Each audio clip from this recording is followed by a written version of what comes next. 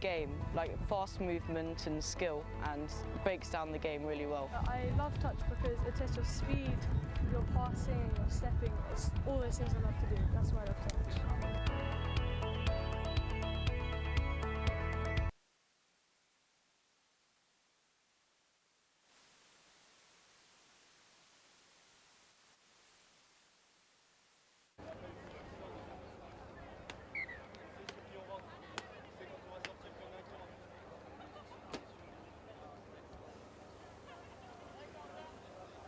This is me speaking into microphone 1. Microphone 1, 2. Yeah.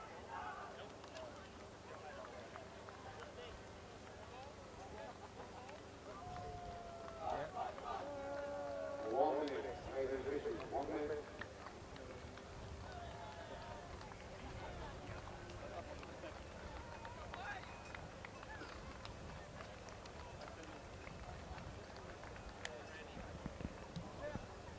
Yeah.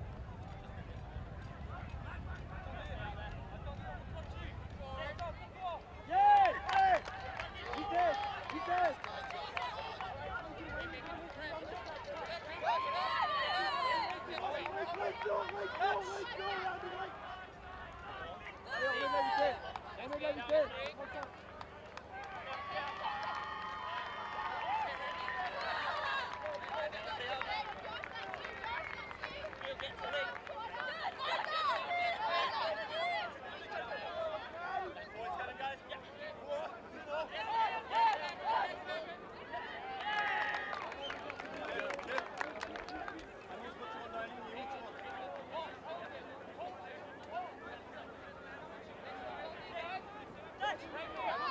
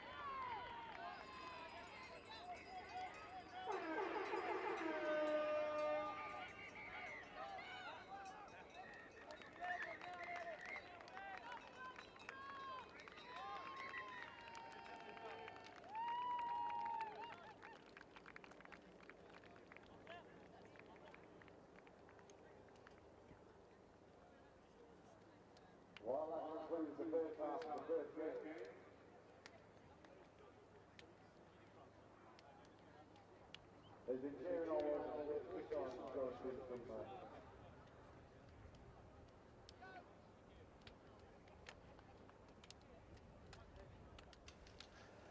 And that brings us to half-time in the opening match. An absolute thriller, and England lead France by 6-5.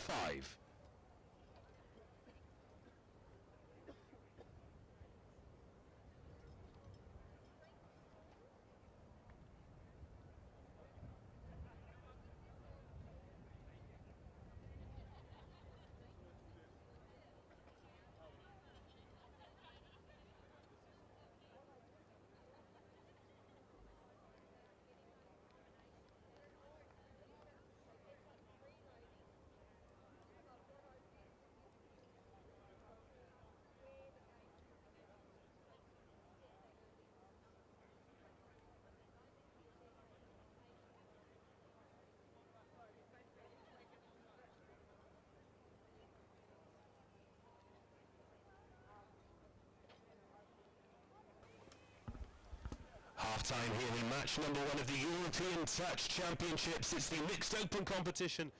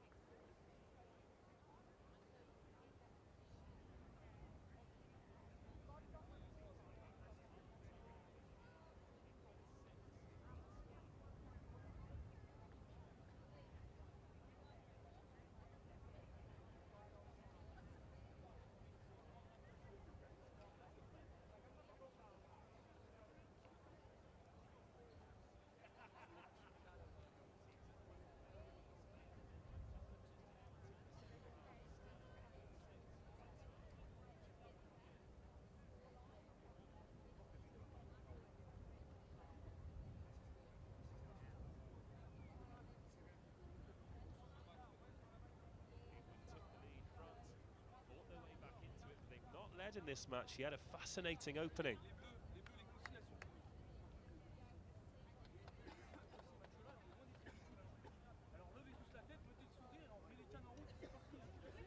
Just a consultation between the referees in the middle, deciding when to bring the players back out. Your referees for this one: Eden Black from Scotland, Renat Iskakov from Germany, and Philippe Tonnelet from France. 3 of 95 officials that we have here over the 4 days. And the half-time score in this one: France 5, England 6.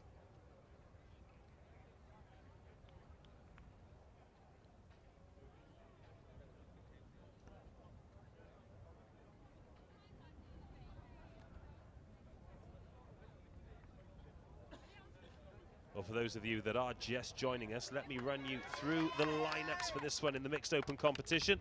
Starting with England: number 1, George Price; number 2, Josh Ingram; number 3, Sophie Arbonneau; number 4, Nye Davis. Ollie Lee wears number 6. Emily Crowe is in 7.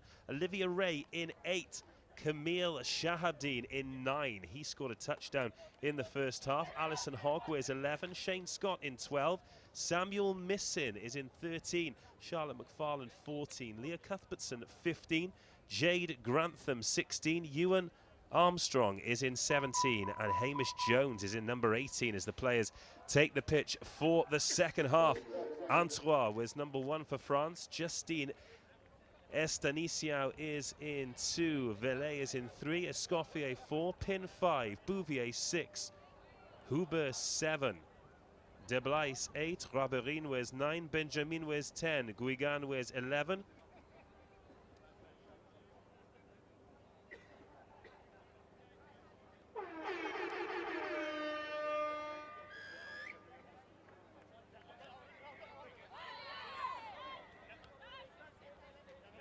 Welcome to the second half. It's great to have you joining us here in Nottingham for the European Touch Championships.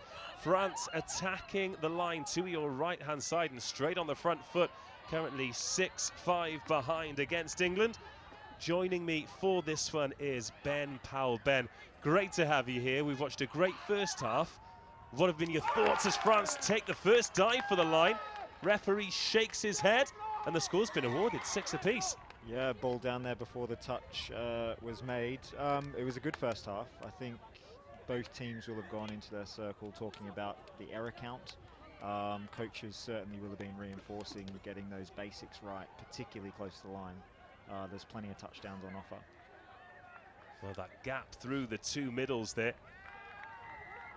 Well, many of you will be watching Touch for the first time, and we've got some fantastic experts joining me, Dave Rogers, throughout the day.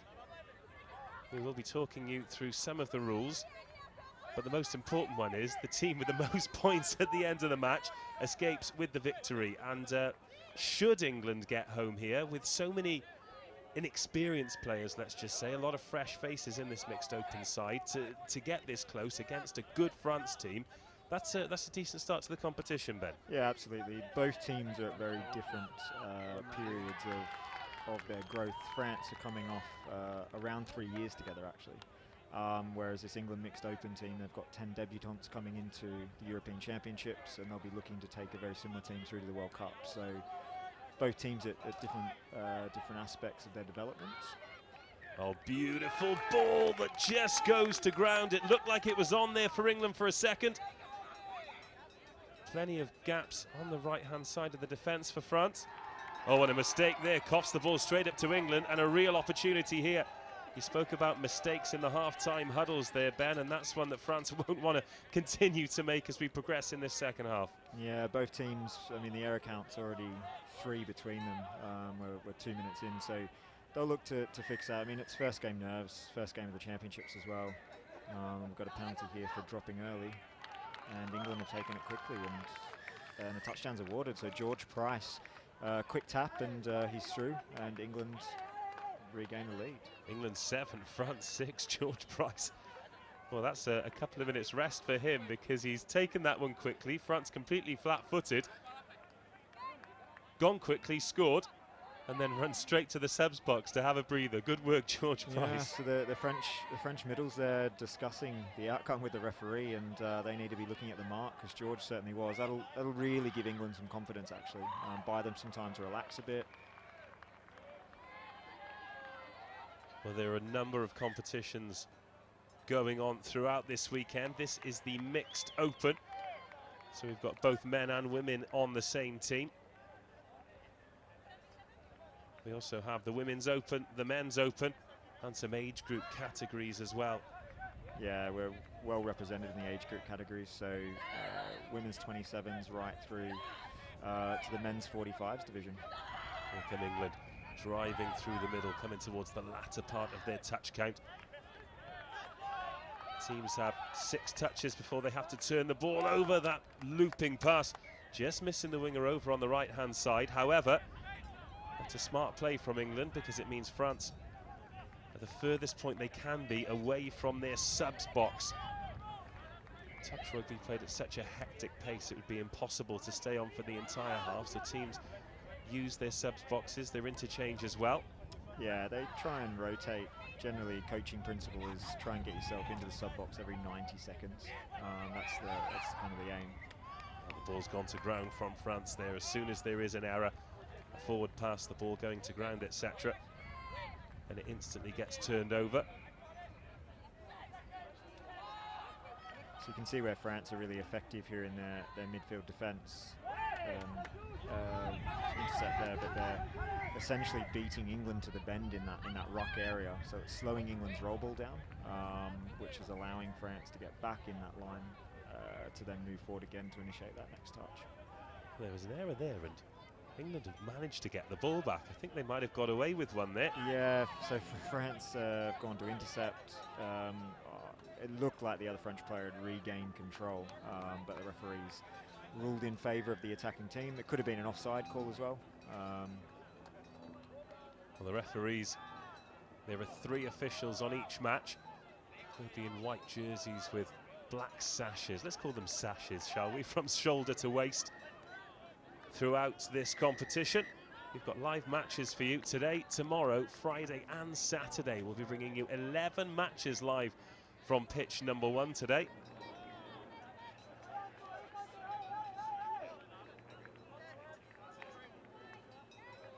We'll be bringing you right through to the climax of the competition and crowning all of the champions. Following this match, England still 7-6 to the good. We go to the men's open competition, Germany taking on Scotland. And then speaking of age groups, men's 45s, France versus Wales. Yeah, that second game you've got there with Germany versus Scotland be an interesting fixture. Scotland have a lot of players coming out of the youth system this year for the men's open, and were victorious at the Junior Touch Championships last year in the boys division. So Scotland have missed the last 2 European finals. They were crowned European champions in 2012, so they'll be looking to get up there and challenge England and Wales, who have dominated that division for the last 2 championships. Well, you speak about experience, and of course they're not short of experience in that 45s, but looking at this England mixed open lineup, there are players here with the opportunity to perhaps take even more responsibility at international level than they do at club level, and that's only going to improve them. Oh, absolutely. Coming into a national setup and playing international touch really forces you to develop your game, and we're hoping these players will take that back to their clubs. That cascade of development is essential. Well, we lost pictures temporarily. Apologies for that, and in that time England have managed another 2 scores. And now lead 9-6, 3-1 in this second period. This is impressive stuff. Absolutely thriving in the conditions here at the Highfields grounds in Nottingham. So you're watching Sam Misson there run what they'll be calling out on the pitch as a counties. So Sam Samoing stepping back inside, drawing that shutdown player to create the overlap, and it's a nice hole for Ewan Armstrong there to hit, and an easy touchdown. And many of you will be watching touch for the first time, so some of the rules might come as a little bit of a shock for you, but one of the things that transfers from any code of rugby is core skills, fundamentals, and that is exactly what we've seen from France. They're great handling, moving defenders around, and they're now just 2 scores behind. Yeah, lovely touchdown. So general principle in touch, when a switch is coming your way, don't chase inside. France have run a lovely double switch, got England chasing too hard, and of course that third time coming back is just a bit too far for them. France really moving England around on the line now, which is not good signs for England, but certainly healthy for France. Here's George Price inside to Alison Hogg. Camille coming forward, score of a superb touchdown in the first half.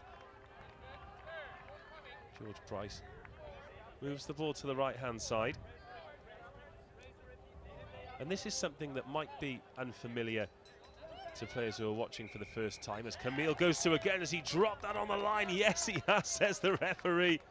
Yeah, ball down there. I mean, France, interesting their defensive setup there. They're dropping quite deep, which is allowing Camille to get on the outside of his player with that ball from Ingram. So they're England really looking at the tactics of what the French are doing and identifying their defensive shape, and actually, as a result, enabling them to really dictate the attack they're running. So before Camille put that ball forward, the point I was going to make was sometimes we'll see players almost grind to a halt when they get to within 20 metres of the line. Just talk us through exactly what they're trying to achieve there, as opposed to continuing to drive forward and get forward quickly, as we might see in Union or League. Yes, there's a couple of reasons for that. The first being that the defensive line have actually dropped so deep that they've worked back onto their line, allowing the defence to regain the momentum from the attack. The second reason could be that England need to settle to actually understand the defensive shape of the French team, so they need to identify how the French are going to defend their line. The third reason is that France have taken the sting out of their momentum and therefore slowed them down through physicality. So in that case, it was England slowing down to identify how France were going to defend their line. And what teams will do is look at the defensive shape and then decide what set play they're going to run against them. So almost an opportunity to press reset, assess what's in front of you, and then give yourself the best opportunity to utilise your 6 touches. Of France have coughed the ball up again. Yeah, absolutely. I mean, it's a unique sport in the fact that the defence can take control quite clearly. And what France will try and do here is actually disguise their defensive shape, so they don't want to give away things too early. because then England will take advantage of that. 10 minutes left of this one then. These games, 2 20-minute halves. I think England have just got a fresh set of 6 then.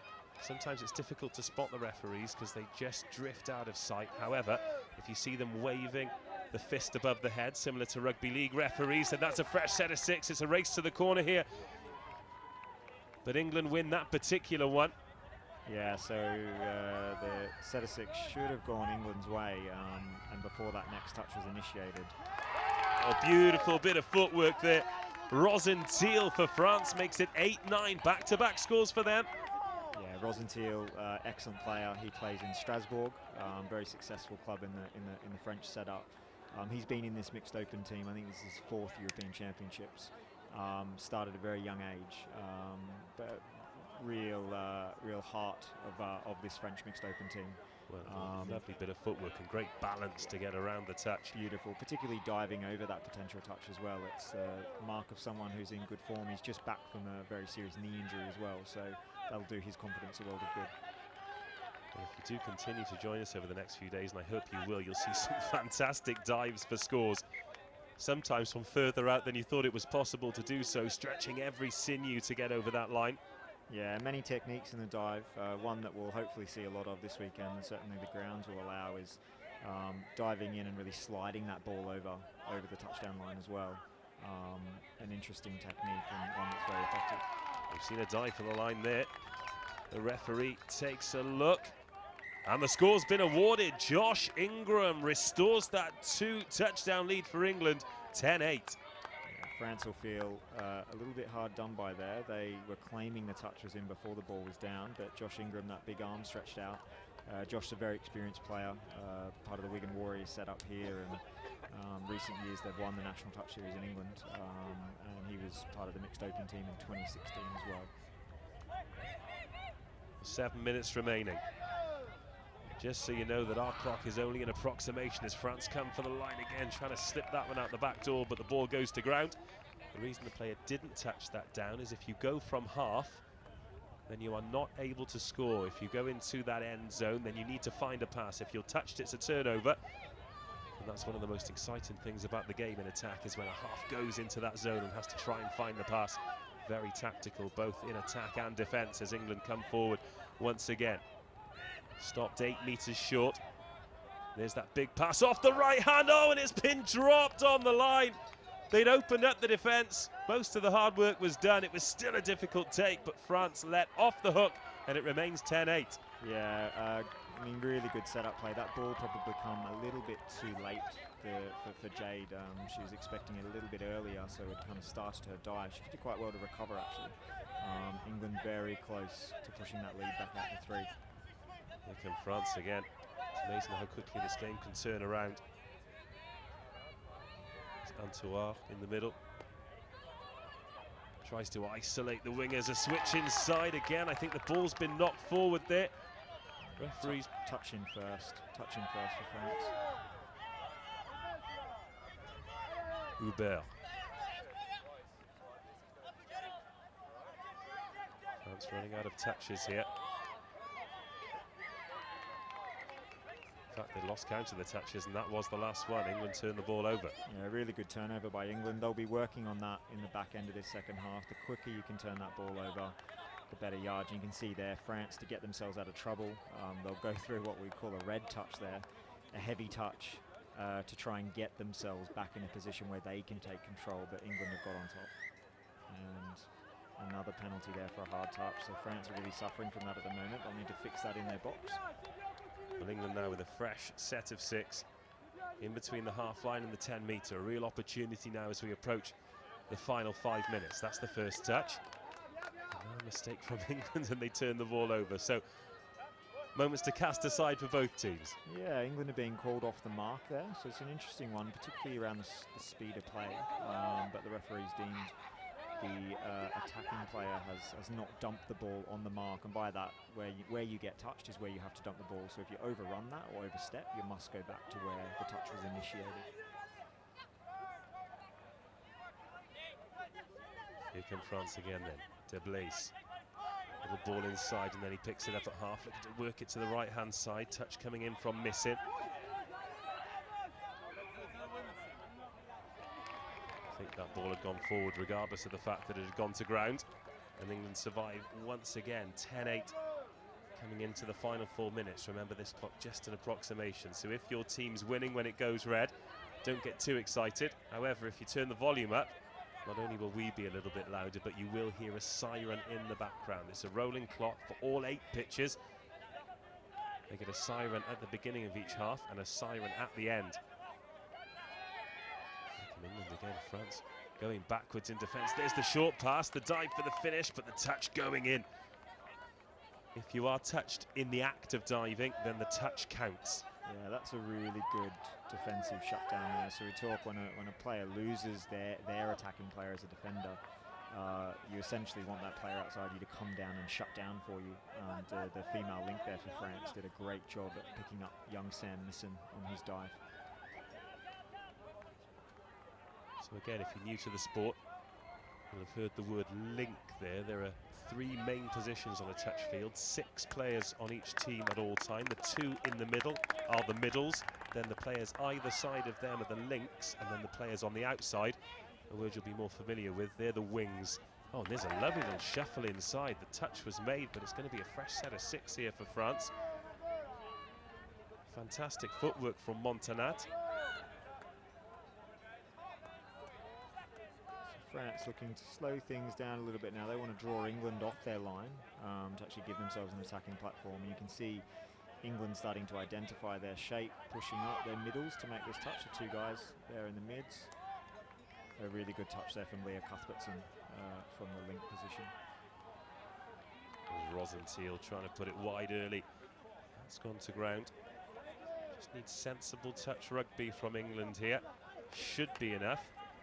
With just over 2 minutes to go to see out the win.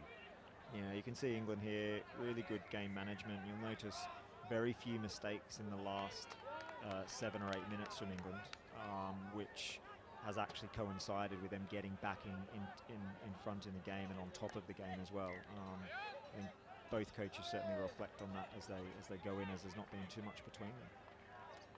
Here's Ingram. Passes the ball to the outside. England noticeably taking the pace off the game now, known at the scoreboard and the clock are on their side. There is a change of pace from England though. Here's George Price, dives for the line.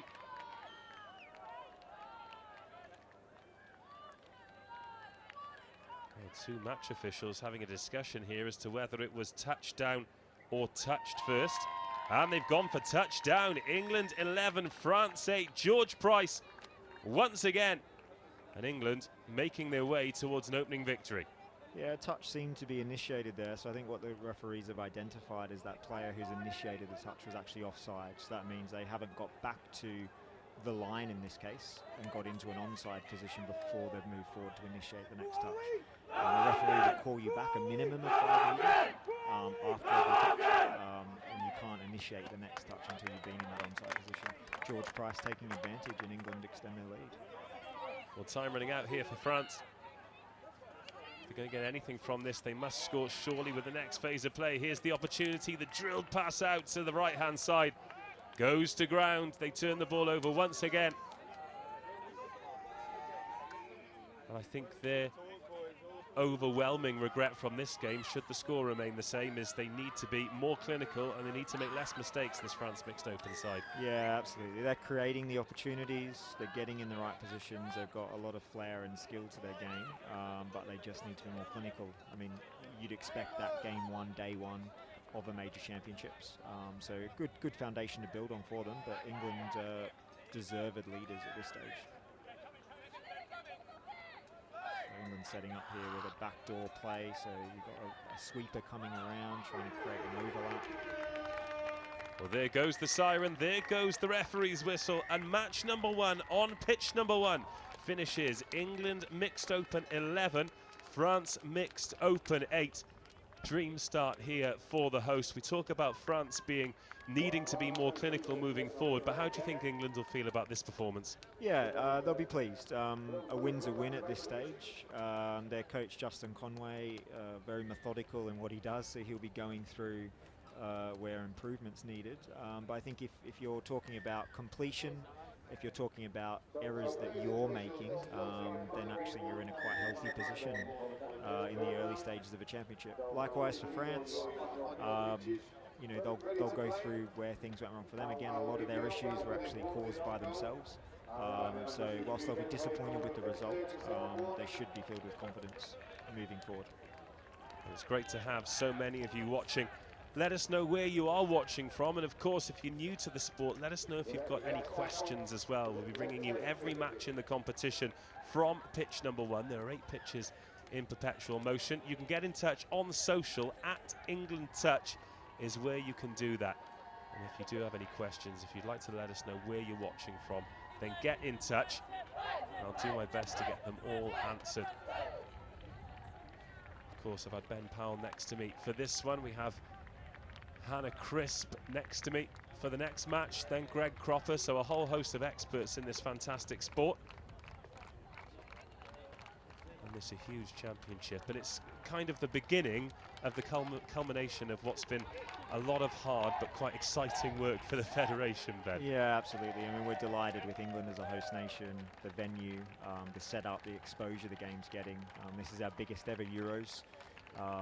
You know, so it's fantastic to get things underway with such a brilliant game, and also you know, there's a big rivalry between these two countries as well. France are a touch nation that is probably the closest to rivaling England in terms of participant numbers.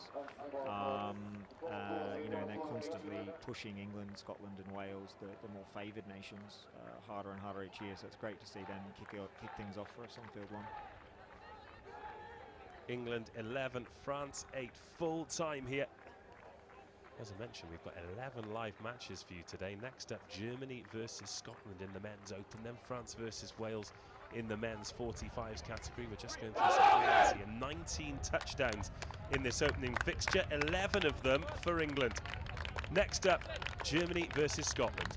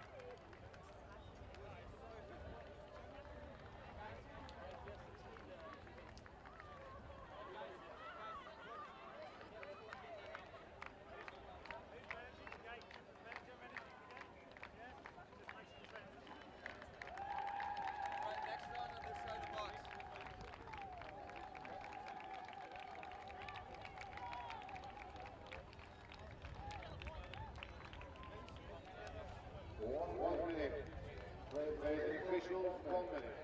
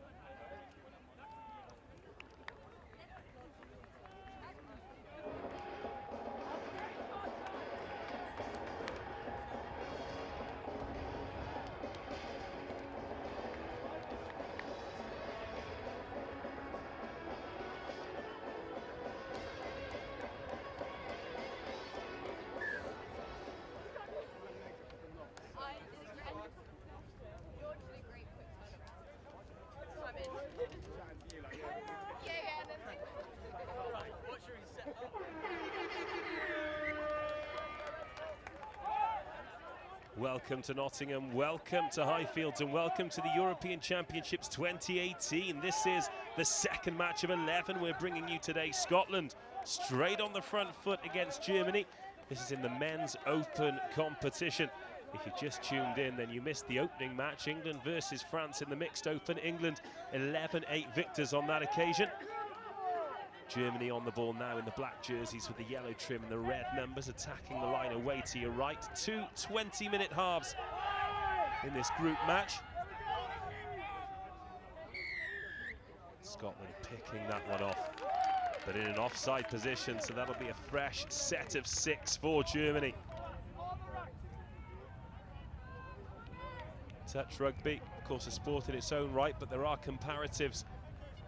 And they take a few bits from Union and League. One of those is the fact that it's 6 phases, and then the ball is turned over. A little touch going in there just before Germany breached the line for the first time, so it remains 0-0. Similarly, the referee will check with both of his side officials before pointing towards the area that the ball was touched down. So sometimes there's a painful and tenuous wait before knowing whether there's been a touchdown or not. And also, the referee will wave their fist above their head to signal a fresh set of 6 as well. Great opening phase of play for Germany, and Sven Duda can't quite get there. The quick right winger with that, should we call it a man bun, should we call it a ponytail? Either way, his hand's just letting him down there and preventing Germany from opening the scoring. But some real pressure on the line from the Germans in the opening couple of minutes. It's the first time we've really seen Scotland come forward. Finlay Smith, number 15, on the ball. Ross Taylor in at half. The referee just giving them the benefit of the doubt there and pointing them back into the general direction of where the touch was made. Not sure if you can hear it at home, but we've got the bagpipes in the background as it goes to ground there from Blair Fletcher. 2 minutes gone, still 0-0.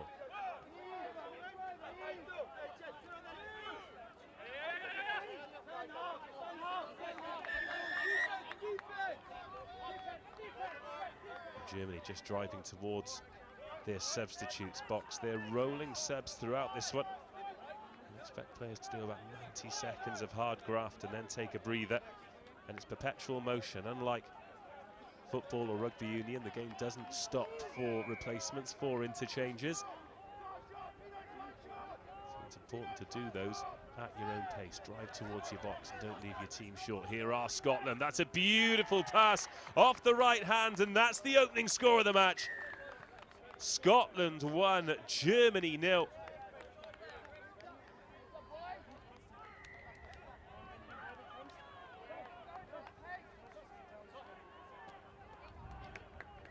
Finlay Smith with the dump. Lovely pickup from Ross Taylor. Whips the ball off that right hand. Blair Fletcher times the run to perfection. Sven Duda can't get there. The try scorer so excited that he went to the German box to celebrate. 3.5 minutes gone. Scotland 1, Germany 0. Germany coming back now through Jasper Pult. Oh, there's a gap opening up here, but it is the half who's gone there. He's got to find the pass. Does find the pass. The referee nods his head. And Mike Green stretches the arm, puts the whistle to his mouth, and it's Germany 1, Scotland 1. Fantastic work from half here. Benedict Edwards, hands on the ball, puts it into space. I tell you what, Jasper Pult might have got away with one there. Not sure he was fully in control with the ball, but the score will stand. 4 minutes gone, Germany 1, Scotland 1. Coxhill finds Burns. Oh, and that one's gone to ground. There was the chance again. So both teams already leaving one out there. We'll put that one down to nerves, of course. Pulling on the national jersey for the first time at these European Championships, many of these players.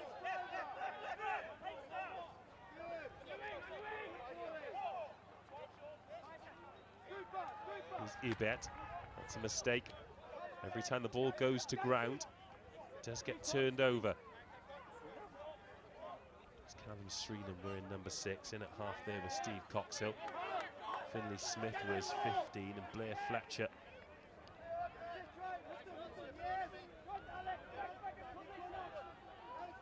Ross Taylor inside to Sim. Oh, beautifully timed pass again. Adam Brown running from deep, checks back to see if the score's been awarded. Wasn't sure if it was score first or touch first. But again, it's another excellently timed run from deep. Here's the work from Ross Taylor, turns the defender inside out, can pass off both hands, shovels it out to the left-hand side. And Adam Brown dots one down. Scotland 2, Germany 1. Germany right back on the front foot though.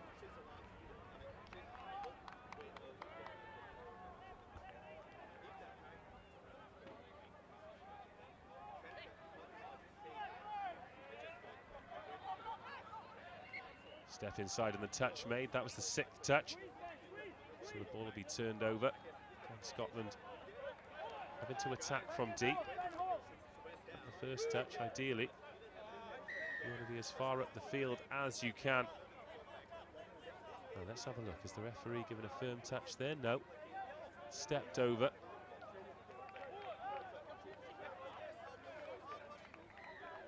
Up over the 10 for Scotland. Here's Finn Smith.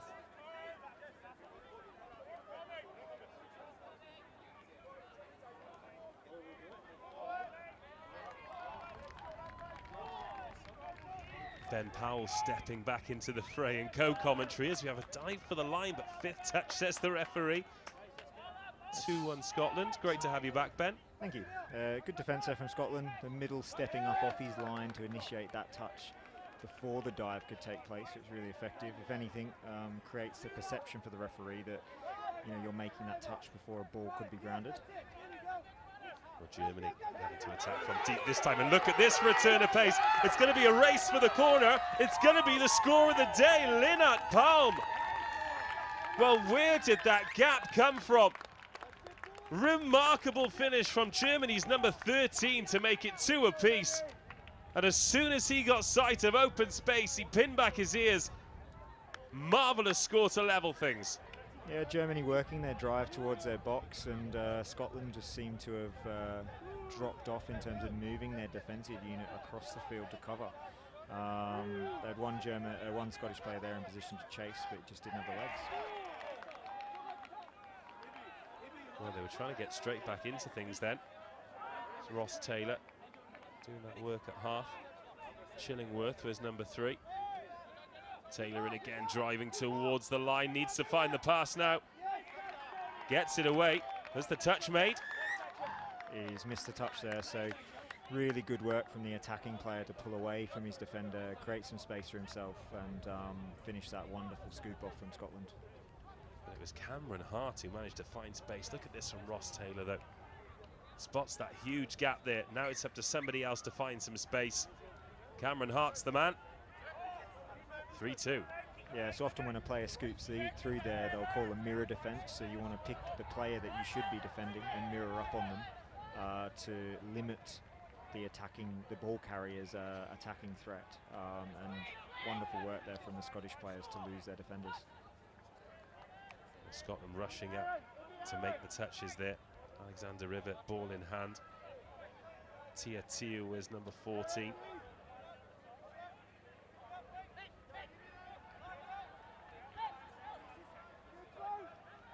Germany trying to put width on it this time. It's well watched by Adam Brown.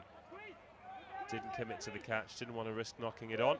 Just mirrored his man, waited for it to hit the deck, and it's Scotland 3, Germany 2.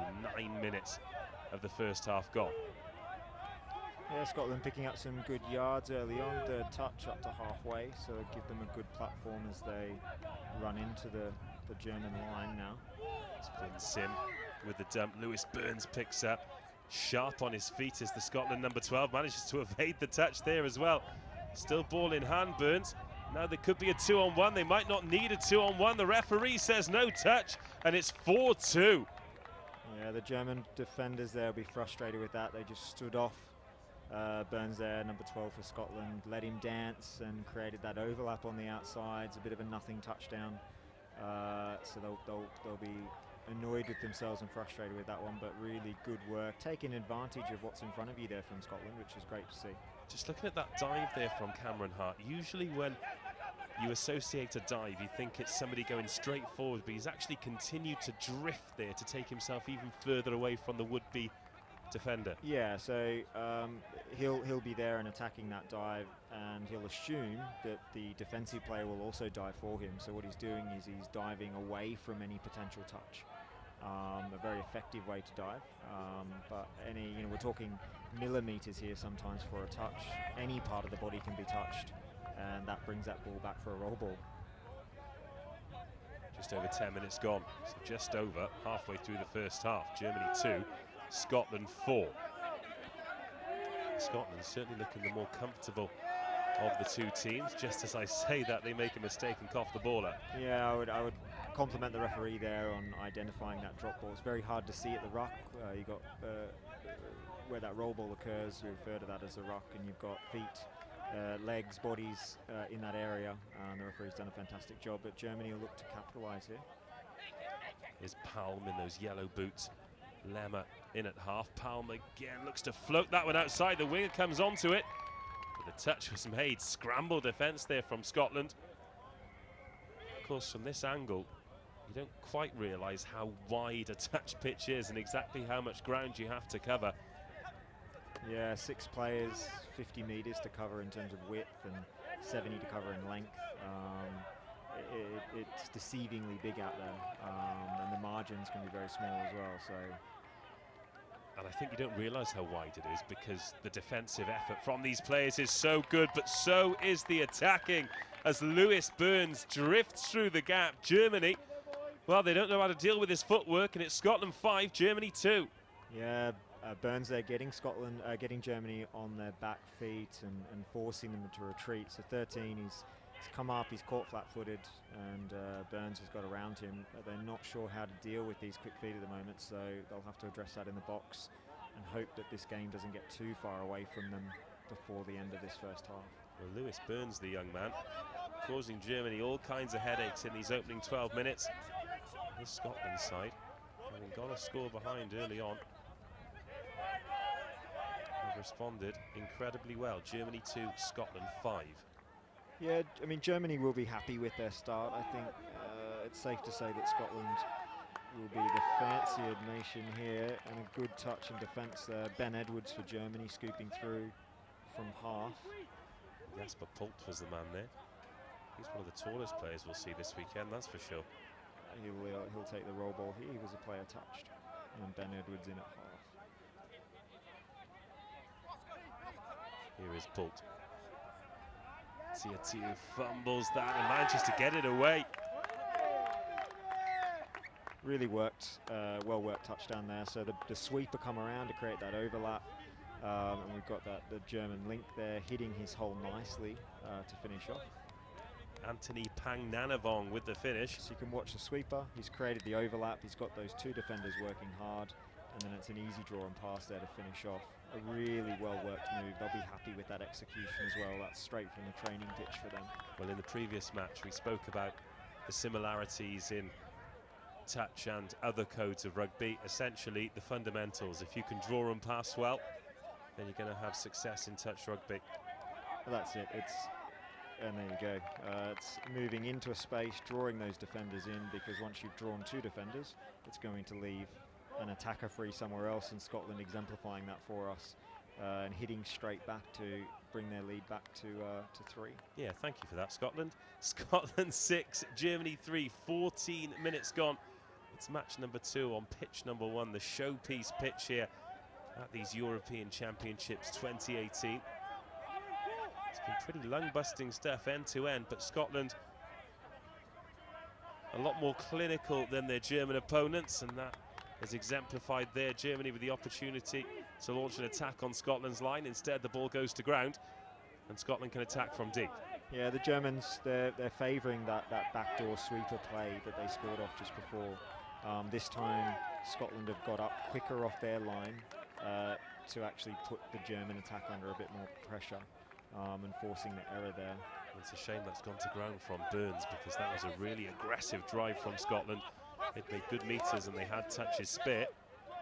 Germany empty the bench, and Jasper Pultwer in number 5, very keen to get his hands on the ball. Turn of pace from Tia around the outside, and just getting touched there by Finlay Smith.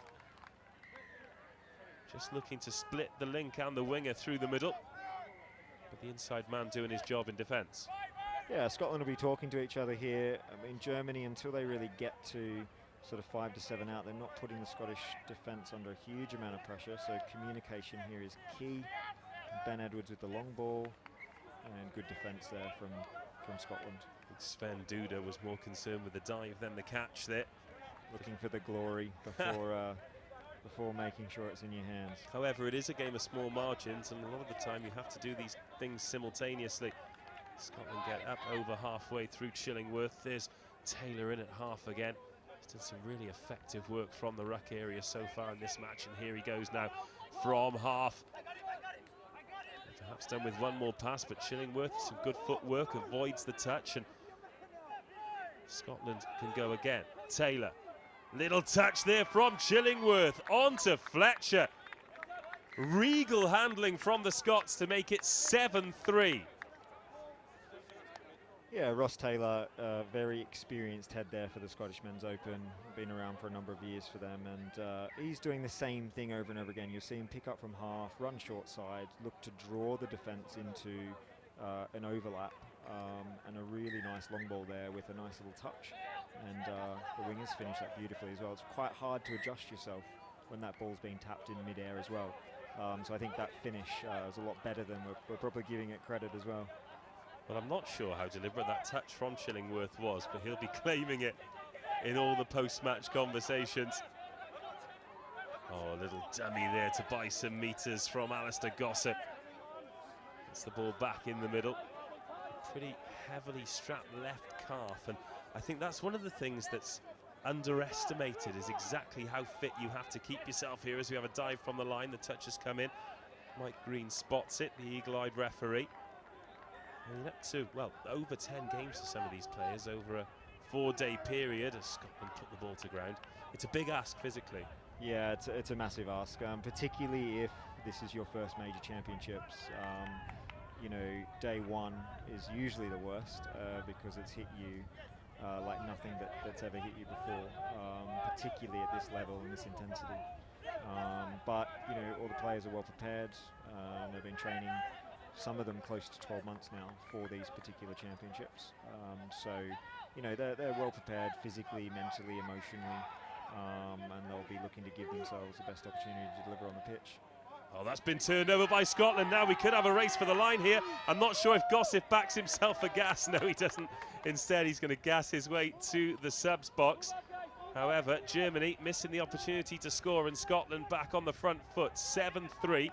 Couple of minutes till half time, and they're up over halfway here after 2 touches. Finn Sim driving forward, good pace from him. Here's Lewis Burns up towards 6 meters, back to Sim, moves that out to Coxhill, who tries to drift inside. That's the 5th touch, and they're going to have one more attack from 5 meters out before turning the ball over. And here's Lewis Burns again. Touch has been called. Touch has been called, so 6 touch and a turnover. Germans a little slow to respond here, trying to recover still after that intercept. And very cautiously asking for the mark there, Lockman. He's the head of the German national coaching, actually. Has done a lot of work for both the German teams that are here today, but he's wearing that German jersey as a player for the next 4 days. Well, Scotland, a dream start for them, and Ben, you're alongside me for the 2:10 match, which is England versus Scotland in the Men's Open. And that's certainly one to look forward to. There are a lot of fixtures to look forward to over this weekend, but I think both squads will have a keen eye on that one. Yeah, definitely. I mean, England Men's Open, they've had it over Scotland the last couple of championships. My usual place is usually on the field against them, so I'm going to enjoy watching it from the commentary box, actually. But Scotland will have a point to prove. England have really exerted their dominance in the division over the last two competitions.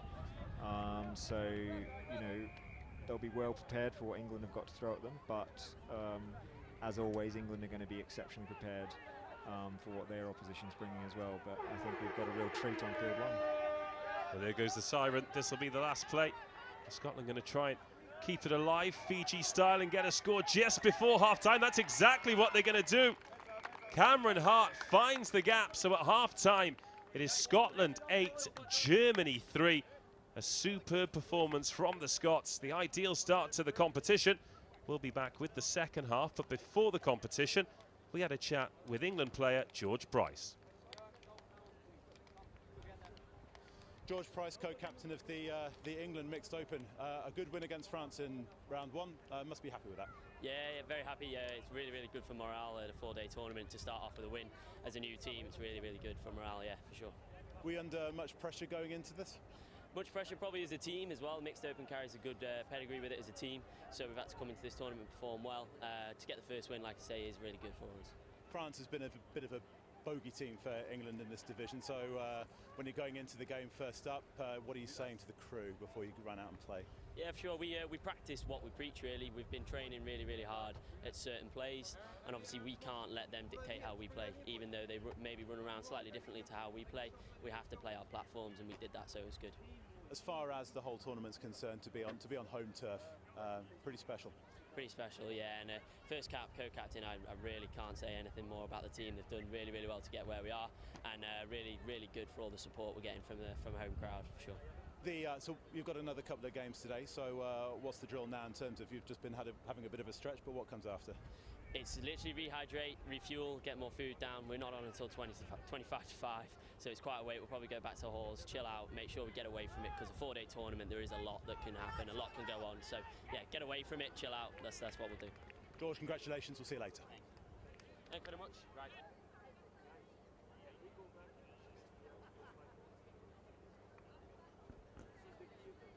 Chris Wearmouth there talking to George Price, who was a key part of that England side in the Mixed Open, who beat France 11-8 in that opening match.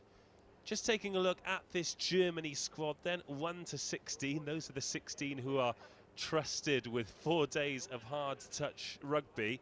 And Ben, they're 8-3 behind, and even though that looks like a lopsided scoreline, it's not necessarily the end of the world for Germany at this stage of the competition. No, I think they'll be quite pleased with how they've started this game in particular.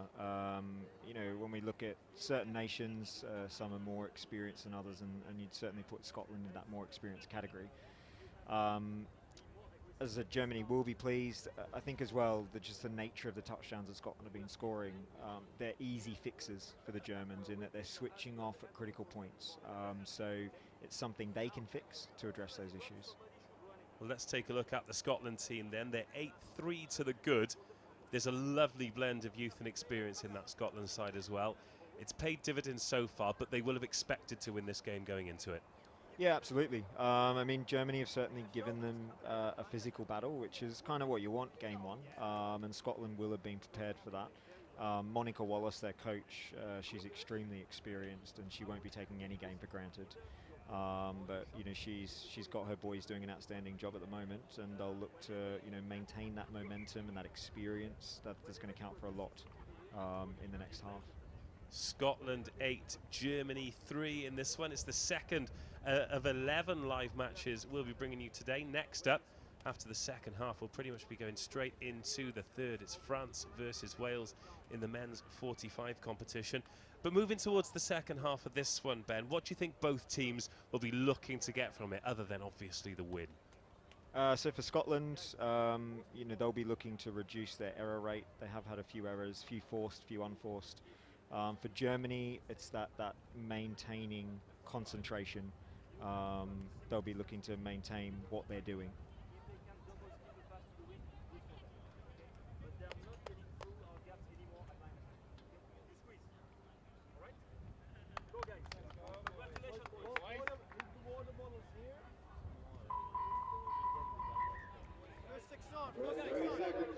For 30 seconds until we get back underway.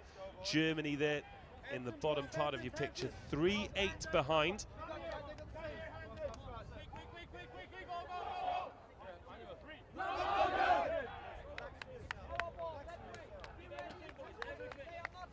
Ben Powell is going on to do some important competition business.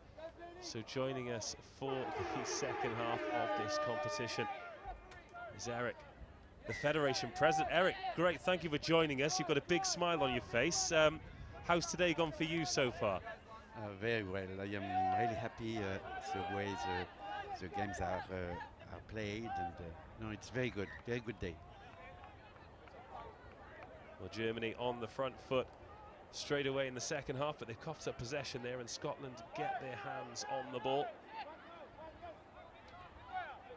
Up over the 10-metre line towards halfway. It's been impressive stuff from the Scots so far, and they don't show any signs of letting up the pace and letting Germany off the hook here. So Eric, did you have a chance to watch the opening match, England against France? As Scotland go into the corner, it's a great diving finish. The referee's going to take a good look at this, and the score's awarded. We'll come back to that. An electrifying score from Scotland there.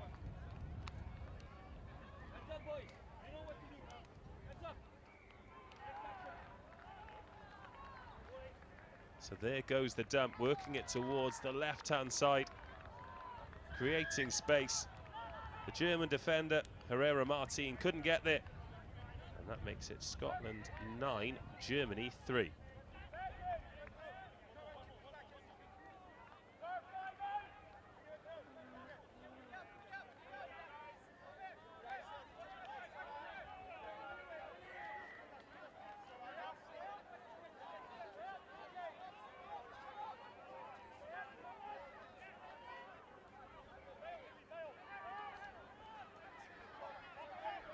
So here come Germany then, there's the dive for the line, the touch says the referee. They're bang on the line here. Well, let's move back into the competition conversation, Eric. I spoke to Ben a little bit earlier, and he says it's a really proud moment for England Touch to be hosting this, but it must be a proud moment for everyone involved to have another European Championship with such good representation and so many people excited about the game of touch. Yes, I see that we have many countries here. We've got 17, I think, and a lot of teams. So it's great for the development of touch here in Europe. I am really happy with that. Well, 17 nations, and between players and officials, we've got over 1,000 people here as well in Nottingham. Yes, it's the most important event in Europe till now. Well, I'm not going to ask you who your favourites to win the competition are as Scotland come forward again. There's a dive for the line. The referee has his arm out straight away, and Rowan Chillingworth goes over. Scotland up to double figures here, 10-3. We spoke with Ben in the first half about the easy fixes for Germany and how they'll be looking to build their way into the competition, but they won't necessarily want this one to get away from them. But this is clinical from Scotland. Chillingworth onto the ball from Ross Taylor, and it's Scotland 10, Germany 3.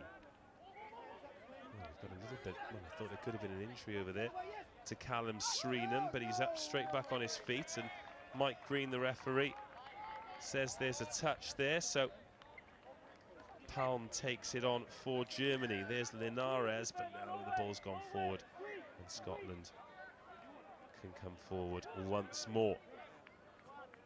So a disappointing result for the French team in the first match, Eric. 11-8 they went down to England in the mixed open, but really strong representation from France, and they'll have, well, high expectations going into every competition.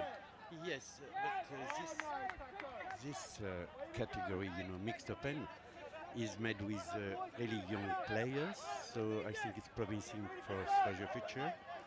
And yes, good on them, and I'm sure they will do a good tournament. Well, we have the French men's 45s team on next. They play Wales, and we have France also in the fourth fixture too. Belgium versus France in the Women's Open. And as you mentioned before, 17 countries represented here. And also, not all from Europe. We have some invitational teams too. So the game of touch, it's growing all the time, and that must make you incredibly happy. Yes, I saw Chile and Middle East, which is good for them because they don't have a lot of event at this level in their countries, in their region, but no, it's good for them. Yes, good for touch. just let me also speak about newbies, new countries here like Portugal, Sweden. It's their first appearance, and it's wonderful for them. Certainly is. We've got the expected powerhouse teams: England, Scotland, Wales, France. But we also have Belgium, Chile, Germany, Guernsey, Ireland, Italy, Jersey, Luxembourg. As you mentioned, Middle East and Chile, those invitational teams, Portugal, Spain, Sweden, Switzerland. Real melting pot, a game that's going from strength to strength. Those of you that watch the National Touch Series in England will know the quality, and they'll also know the opportunities for young players to come through. So we've got a bit of an injury there to a German player as he's gone for the dive. It's quite a physically demanding sport. At this level, yes, it is. However, you see, we have mixed team, we have all categories up to over 45, which is wonderful. Not a lot of sport can offer this kind of You can't call them dimension. old, Eric. I can't. But you are correct. This European Championships caters for the elite level players, of course, but it's not just the men's and the women's. There's the mixed competitions and the age categories as well. There's a bit of an injury break there for Benedict Edwards. I'll hope that he's not too injured and he can take the field for the rest of the competition as Germany try and go quickly through the hands. So on your personal level then, how long have you been working on this competition in particular, really the climax of the European level of competition? Maybe for 10 years, even 12 years, I would say. I organized 2008 European Touch Championship in Massy, you see, but we had other before, because I think the first one was in 1996, but I was not in France at the stage. Sounds like a long time ago now, but Yes. the game seems to have gone from strength to strength since then. Yes, the level is totally different, and it's really competitive now. As you can see, very fast, very skilled. You need really skilled players, which was not really the case before. Yes, very well. And it's all around the world. You know, we have about 50 members around the world. The last one is Nepal. And to tell you, it's played everywhere. Wow, around the world, yes. Well, playing at some of the altitudes in Nepal would be incredibly difficult for a sport that requires such an incredible level of cardio fitness. Yes. I might give that one a miss. However, we're in Nottingham for the next 4 days of these European Championships, and we'll be bringing you every match from pitch number 1. This Scotland versus Germany. It was 8-3 at half-time, 10-3 now, as you can see. These matches, 2 20-minute halves in the group phases. If it finishes tied at full-time, it goes down as a tie, but in the knockout stages, then it goes down to a drop-off. There are 6 players on each team at the pitch at the moment. That becomes 5, then 4, then 3. And if you think penalty shootout is a brutal way to end a football match, wait until you see your first drop-off.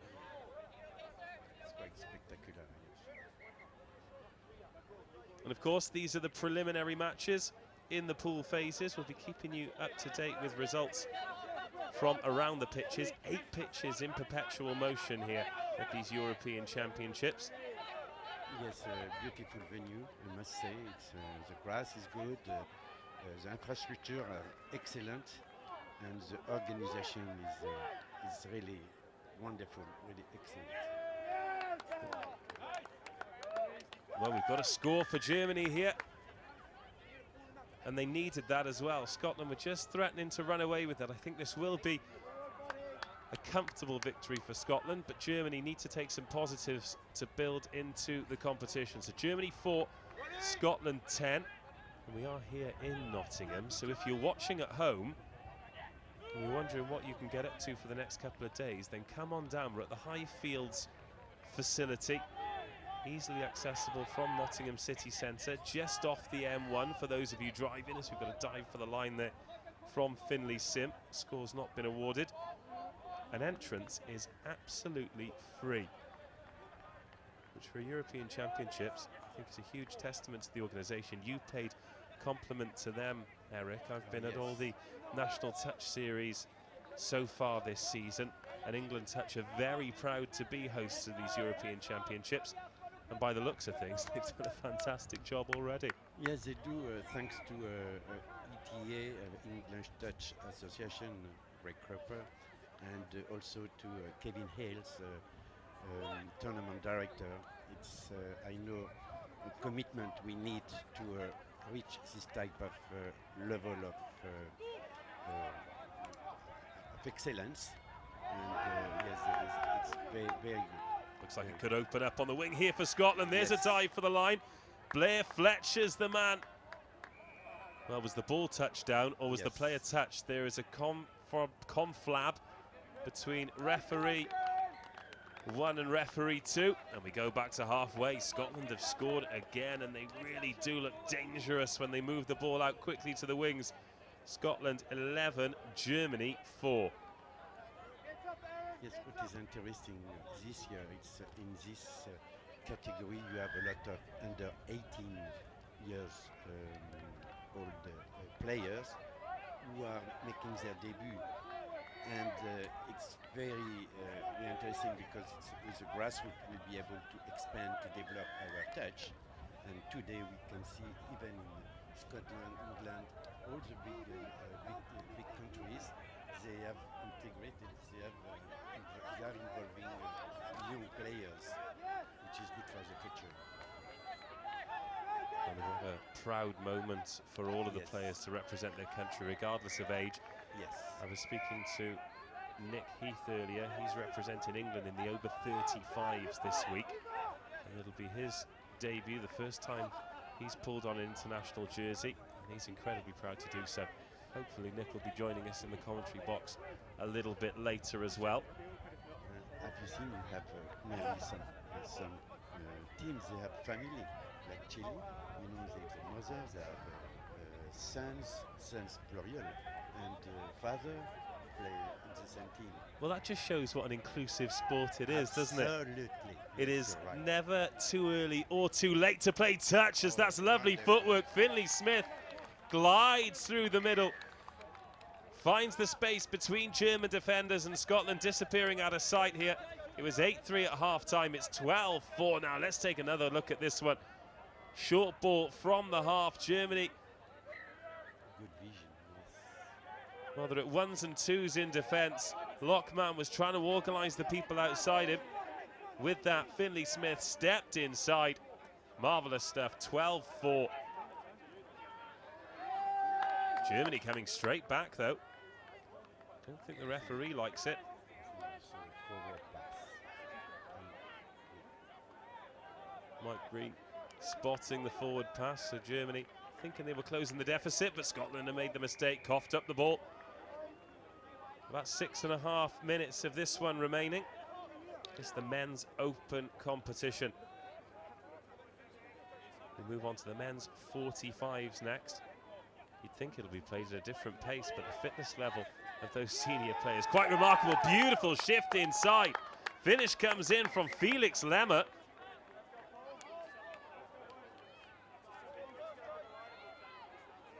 Well, I think we're going back for an infringement. Well, twice Scotland have been a little bit lucky there. Germany's fundamental skills letting them down. 2 forward passes, preventing 2 scores. That's lovely footwork from Lewis Burns. I wonder if he's going to be that light on his feet in day 4, but at the moment he's absolutely tearing it up. Cameron Hart there, wearing number 10, making more meters. Broomfield. Gossip waits. Broomfield again. Into the final 5 minutes. And Germany offside, conceding a penalty. And I think the important thing for the less experienced nations is not making mistakes like that, Eric, because that's when games can get away from you. Yes, they have to have their basic rights, you know, like touch. Yes, and in the working area, they have to be clean. So it's a good experience because they do it under pressure, as you see. So they have to have the position, the body in the right position. It was not the case here. He don't turn his hips properly, and Well, the team's making so the old ball was not good. teams exchanging mistakes, and Germany really don't want to cough up too much possession inside their own half into the final 5 minutes. I think this game's already gone. They've done some good work in defence. It's lung-busting work as well. There's Gossip in at half. Finds Sreenam, back to Gossip. Just 6 metres short now for Scotland. A real opportunity. They loop the ball out. Acres of space for Blair Fletcher to dot it down and give Scotland a 9-point lead, 13-4. I have the opportunity to speak about other international events coming. Please do. Yeah, okay, so you have the Junior Touch Championship in August in Europe, and you have the Youth Touch World Cup in Malaysia in 2 weeks' time, in, yes, Kuala Lumpur. And the Touch World Cup for seniors will be held also in Kuala Lumpur in April 2019. So we have a great rendezvous waiting for us. So much to look forward to. Yeah. Of course, many of these players for the top sides will have one eye on that World Cup as well. There's a lot of hard work to be done between now and then. And of course, the Australians still very much the pace setters in terms of world level touch, as Scotland go over again, but no touchdown, says the referee. And that World Cup, I think, will be a really interesting look at how much the rest of the world have caught up with Australia. Yes, it's interesting in 2 points. First, culturally and about religion, it's only we have a mixed pot of cultural difference, and so this is interesting. But in terms of technical level, touch level, yes, you will see England will be really close to Australia and New Zealand, and maybe Wales, hopefully, and France. In some categories, will be able to compete against these big nations. Here's Robin Johnson. Again, getting on the short ball. Scotland have been clinical when they've had the opportunities, and that is a 10-point lead now. It was 5 points at half-time. It's 10 points with a couple of minutes to go here, 14-4. And here with Germany, back to within 10 metres. Here's Lockman Ho inside to Linares.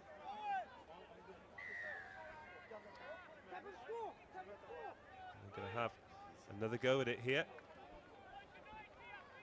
Looking to finish on a high. They'll take some positives from this match despite the weight of the defeat. And there's a dive for the line. Referee likes it. Ibet makes it 5-14. Scotland a little bit flat-footed in defence there. The gap between the two middles, and Alexander Ibet gets the ball straight from half, steps off the left foot. Splits those two middles beautifully. A couple of inches either side, the touch would have come in. 15-5, 90 seconds remaining, but that's only according to our clock. Listen out for that siren. See that ice cream van in the background as well. I'm sure he'll be getting plenty of action, particularly if it remains this warm. Little tip on there, the ball goes to ground. A rare mistake from Scotland. They've been pretty clinical in that red zone. You know, we speak about players, but look at the referees. All the grounds they make. You know, they do really hard work. Luckily, we have this level of knowledge and technique from the referees to be able to follow the pace of the players. Well, they're incredibly fit, and we've got a lot of high-level referees. I believe 95 in total. And they don't get an awful lot of rest time either, because we've got 8 pitches in perpetual motion, so 3 referees per pitch. Absolutely. That's 24 referees on the go at any time, and with 11 matches per day, I think the referees are going to be about as busy as the players over this tournament. So they deserve a huge amount of credit. Yes, they are running more than players. You know, when we count the number of meters they do more than the players. And that's it. Oh, and there goes the siren as well. Yes. Thank you very much, Eric. Enjoy the rest. Pleasure. The rest of the competition. Hopefully, you'll join us in the commentary position again. Full time in this one is Scotland 14, Germany 5. We'll have a look at some of the highlights from this one. And that is full time. They went for one last play and nothing came of it. So 14-5. Next up, it is France versus Wales in the men's 45s. And I'm going to leave you with some highlights from this one. Some superb scores for you to feast your eyes on.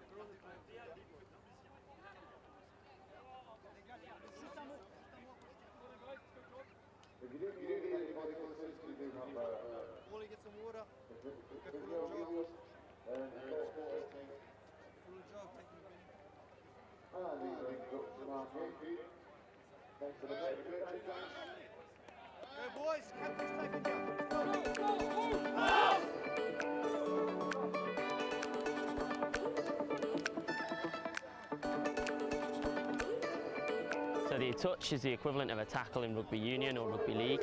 In touch, we get 6 of them to try and score a touchdown. Scoring a touchdown, you have those 6 touches, and the defence are trying to make all 6 to prevent you from scoring.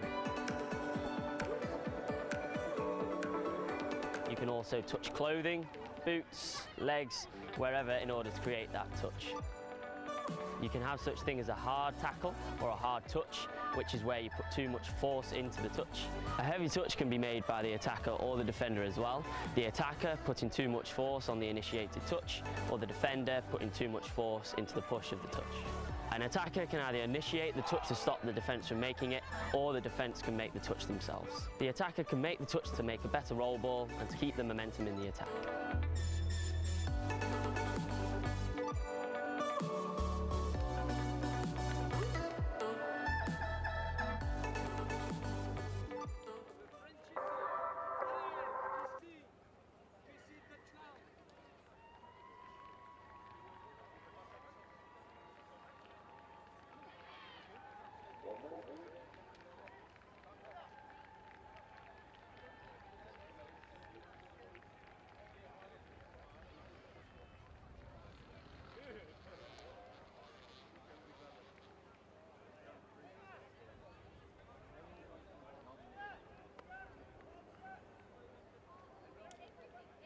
Good morning and welcome to Nottingham. It's the European Touch Rugby Championships.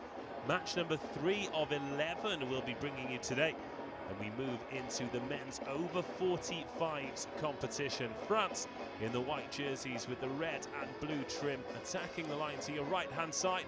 Wales in the red and black. If you're just joining us, then you've missed 2 matches already. We began at 10 o'clock. The first match of the championships was in the mixed open competition. England defeated France 11-8. That was followed by Scotland versus Germany in the men's open. An excellent start for Scotland, 14-5 victors. And this, the third match, the men's over 45s. And France straight on the attack. Olivier Mandy on the right-hand side, the number 16 had the first chance to score. Couldn't quite get down quick enough. The ball goes forward and it remains 0-0. Well, as I mentioned, a very warm welcome to all of you. You were delighted you could join us. I'm sure there are many touch experts, as this one's getting a little bit physical already. I think the referee being a little bit lenient in terms of the heavy touches. However, if you do have any questions, get in touch on social. @EnglandTouch is where you can do that on all of the main social media outlets. And if you've got any questions, we'll do our best to answer them. Also, let us know where you're watching from. A couple of mistakes early on in this one. Christophe Ben-Ali, the latest to put the ball to ground. The basics of the game, 20-minute halves. Teams get 6 touches, then they have to turn the ball over. It's 1 point for a touchdown, so another player goes to ground. I think in some of the other games we've seen, perhaps they'd be given for a heavy touch, as Guillaume Kennard in the red cap, number 12, waits for a decision. The referee really not happy. Your officials for this one, Jack Hawkin, Andrew Martin and Sana Tanzi. 95 officials across 8 pitches and 4 days in total. Go through some real graft as Jean-Noël Pin comes forward there for France, wearing number 7. He's back in at half as another player goes down, and this time a heavy touch is given. Christophe Ben-Ali, wearing number 4, disputes with the referee. They're going to have to step in here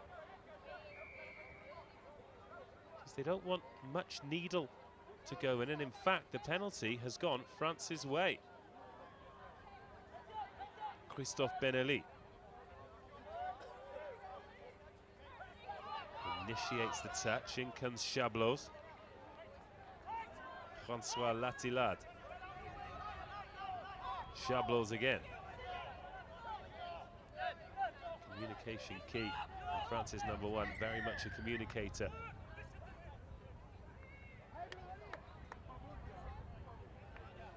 Sanatanzi calling Wales back for offside. So this will be a fresh set of 6 here for France.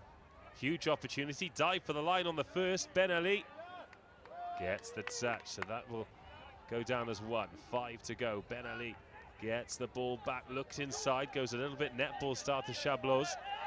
Jean-Noël Pin. Here's Ben Gibbs, number 5, but that hasn't been placed down properly. The opportunity's gone for France. And the Welsh will have the opportunity to get their hands on the ball from deep. There's Singh in at half. Let's put a width on it straight away. Kennard was there in the middle. Perkins. Kennard again driving towards the box so Wales can get some fresh subs on. Denis Mouis being sent into the Wales subs box there.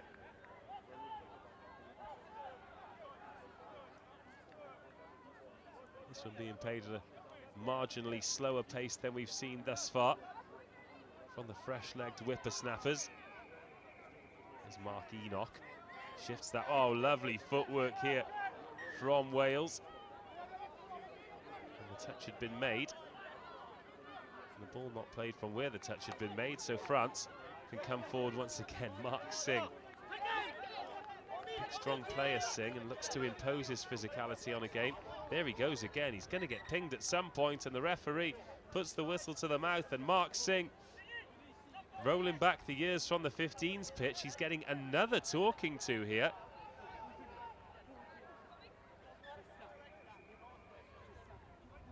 And he's being sent to the penalty box. Olivier Koskas. Well, Singh eventually gets off the pitch as Olivier Mamdi gets the ball on the wraparound. Does Muis inside dive for the line from Koskas.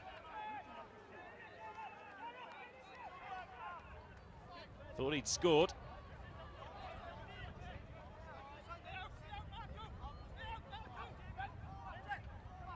Here's Nicolas Bergeret.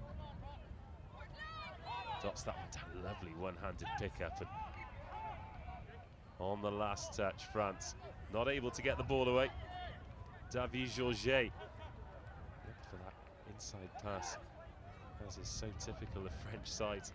I'm sure we'll see some flair at some point. We'll see plenty of France, and have seen plenty of France on pitch number 1 today.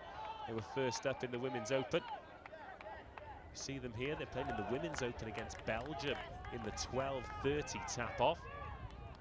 And also in the Women's 27s, it's France versus Ireland. And that's the 3 o'clock start as Wales come forward. Lovely grab there from the Welsh number 7.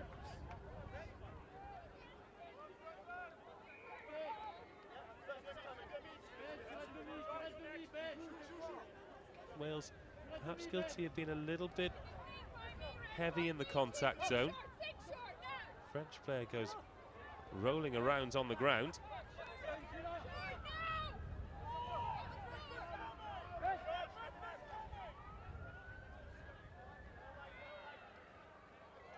Here's Chablot in the back to front cap. We're in number 1. Wales not initiating the touches.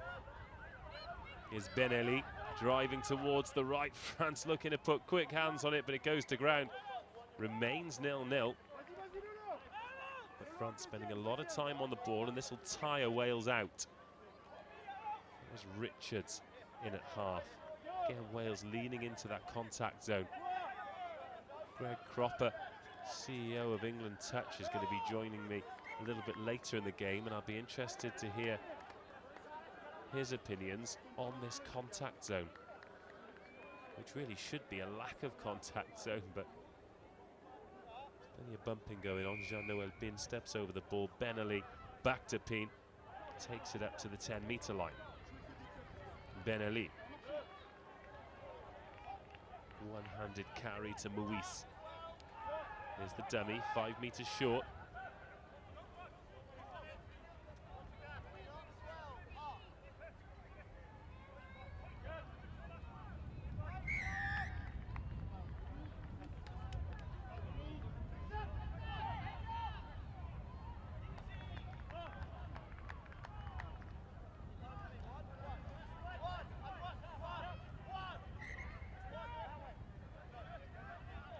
Still 0-0 here, approaching 8 minutes gone. 20 minutes aside here as Chablot receives the ball from Ben Ali. Joining me now, Greg Cropper. Welcome, Greg. I'm sure it's been absolutely non-stop for you today so far, but delighted you could join us. How you doing? Excellent. Yes, thank you very much. Good to be here. Now it's all kicked off, so happy that it's all happening. Well, there's a dive for the line.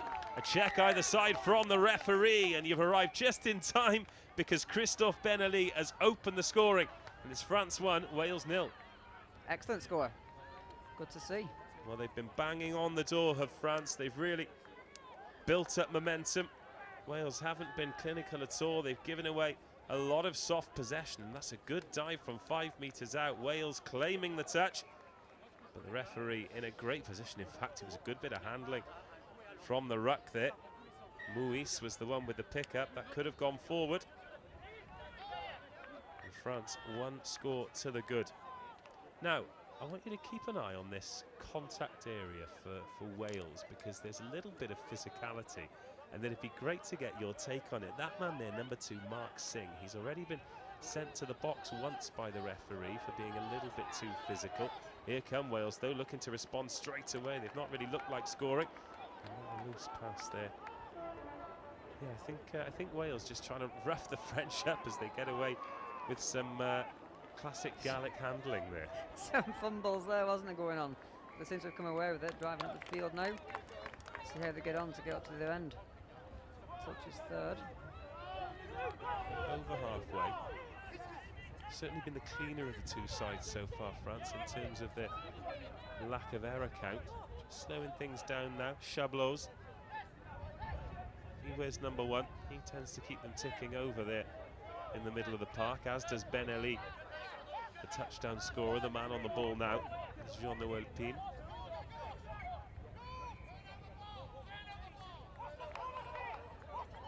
They must have misread the touch count there. Lost it without any actual attacking players there, so Wales back in possession. After quite a good start to the set, it was a disappointing end for the French. Jamie O'Connor. Here is Singh. It's Lyndon Lewis initiating the touch. Lewis is waiting on the outside instead. They've gone wide. I think there was a foot in touch there. Referee Tanzi quick to point out that the score would not count. It remains France 1, Wales 0.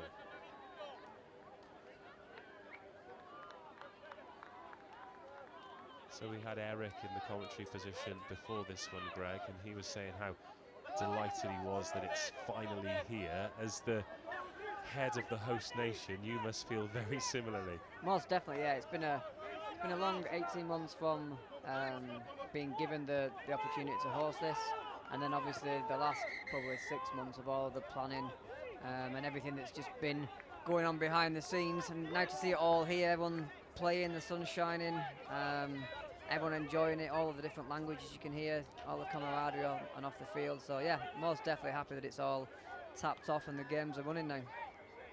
And in terms of the event itself, there's a real buzz around England touch at the moment as that ball just goes to ground there. Wales starting to knock on the door here in this men's 45s game against France. But there's a real buzz about the sport, and every time we have an NTS or whatever, everyone's always in a great mood, and we have new players and old players, and the game seems to be moving in the right direction. But to see those pictures from the opening ceremony yesterday, a sea of people in their jerseys, ready to represent their countries. They've come from not just all over Europe, but invitational teams from around the world as well. Players and officials, we're up to over 1,000 participants. It's a remarkable achievement, really. Most definitely, and like you say, it's one of those things that I've been working on now for quite a long time, and it's great to see all actually come to fruition. Did he get the touch in there? Well, the referees sent them back. Yep, Neil Perkins there, going for a dive. Step 1, step 2. Oh, Singh just knocks it forward. That was the chance. He was putting his head in his hands because he couldn't believe he'd missed it there, but I think he's taken a little bit of a knock on the way down. Courtiade giving him a little bit of amateur medical attention there. But Mark Singh back on his feet. It remains France 1, Wales 0. And of course, as I've mentioned a few times, we'll be bringing an incredible amount of live touch, 11 matches today, and we'll be taking you through all of the action on pitch number 1 right through to the finals on Saturday. The chance for some new people to get their eyes on the game, and there are lots of opportunities to play as well. One of the beautiful things is, doesn't matter if you're male or female, young or old, there's chances for you to play touch rugby. Most definitely, and there's a lot of more clubs that are popping up across the country now, either in parks, at rugby clubs, at football clubs, and general facilities. So there's a lot of opportunities now up and down the country. There's a lot of stuff happening at universities. We're doing a lot more in schools this season when the academic year starts off. So yeah, there's a hell of a lot of places to be coming just to get involved in the sport, really. In terms of some of the top club sides, university sides, where are we looking in the country for those? So you've always got the likes of Loughborough that are always up there, just generally a good sporting university. But Exeter have done a lot of stuff this year. Their club has got 300 plus members, which is the biggest sporting club that the uni hosts, which is a huge amount of players there. But again, it's that social element. It's the men, it's the men and women that can play together or in separate teams.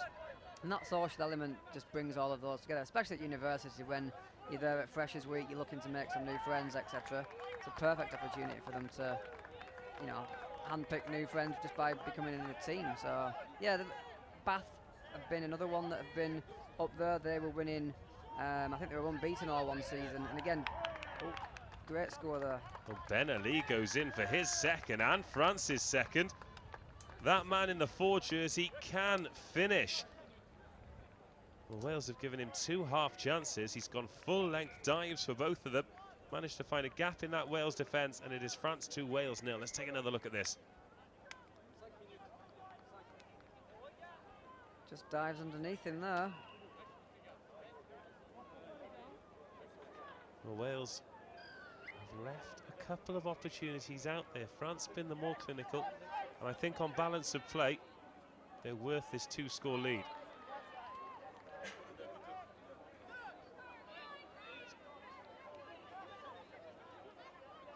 Can Wales again.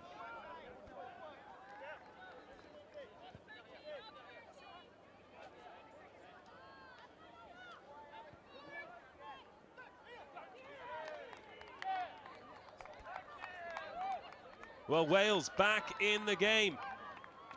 Neil Perkins, wearing number 1, will be the man credited with the score here. He jogs towards the box for a well-earned rest because he's half the deficit. Touch came in from a French player, but must have been offside because the official has awarded the score. Neil Perkins has made it. France 2, Wales 1, and the Welsh really needed that one. They did just before half-time as well, 3.5 minutes to go, so they'll definitely be happy about that one. Chablot for France. Will feel as though they deserve to be more than a score ahead, but if they make mistakes like that, they're going to let Wales back into this.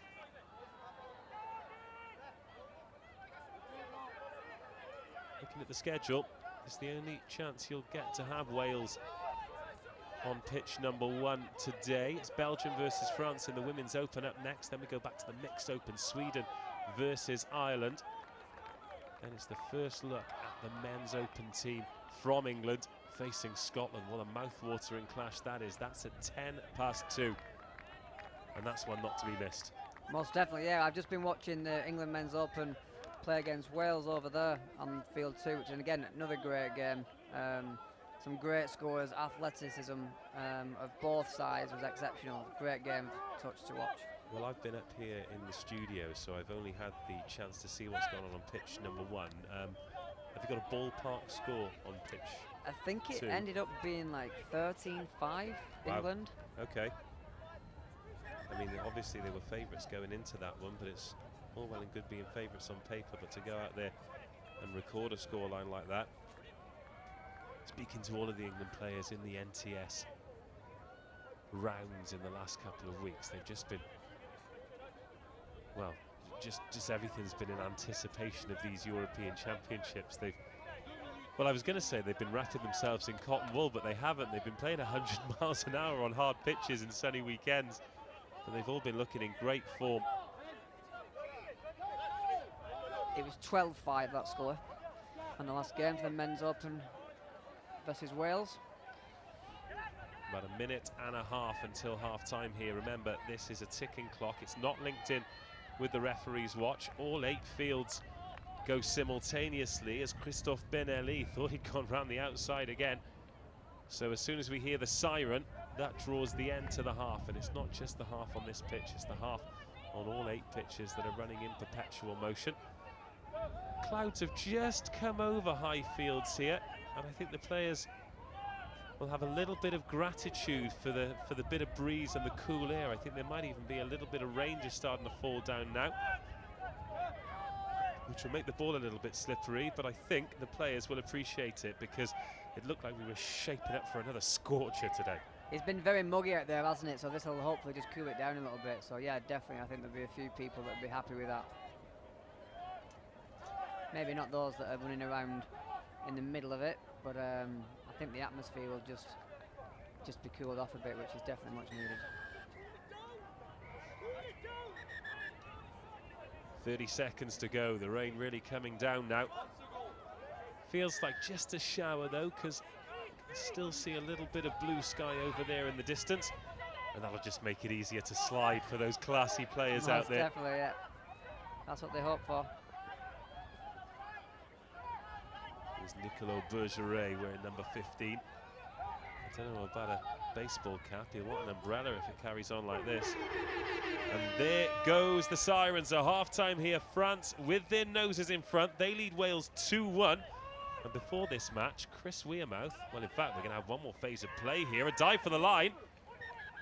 And now it is half-time. Go, I went a little bit too soon there after I heard the siren. So confirmation then, half-time, France 2, Wales 1. And before the match, Chris Wearmouth caught up with Scotland's Callum Streenan. Callum Streenan, Scotland's captain, great win there over Germany.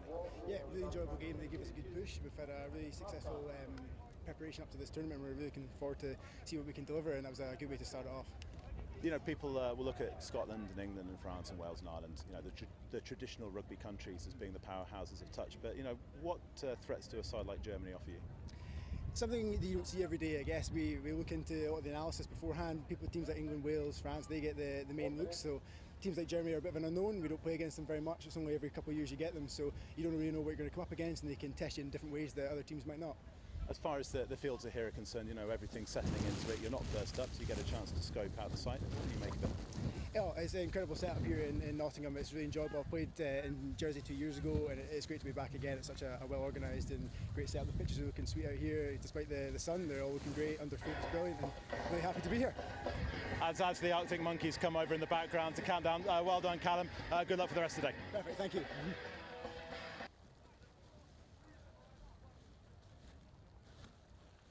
Well, as you can see from the camera lens there, this shower sticking around for a little bit longer than the players would like. All their factor 50 will have washed off. But this is the men's 45s competition. It's France versus Wales. It's match 3 of day 1. This is the French squad. Chablot, Bouissé, Thierry, Benelli, Gibbs, Koskas, Pin and Francois are 1-8. Then Cotillard, Blanc, Wormsley, Mocard, Georget, Christophe, Nicolas Bergeret and Olivier Mamdi make up 9-16. And the Welsh side, who were 2-0 down in this one after, well, let's just call it an interesting start. Wales a little bit too physical. They were penalised for that, and as a result, the French could build up pressure in that final third that led to those 2 Christophe Benelli scores. Neil Perkins was the man who got one back for Wales, which leaves us where we are now. France 2, Wales 1. I've got a whole host of guests joining me in the co-commentary position today, so if you'd like to get in touch, if you're new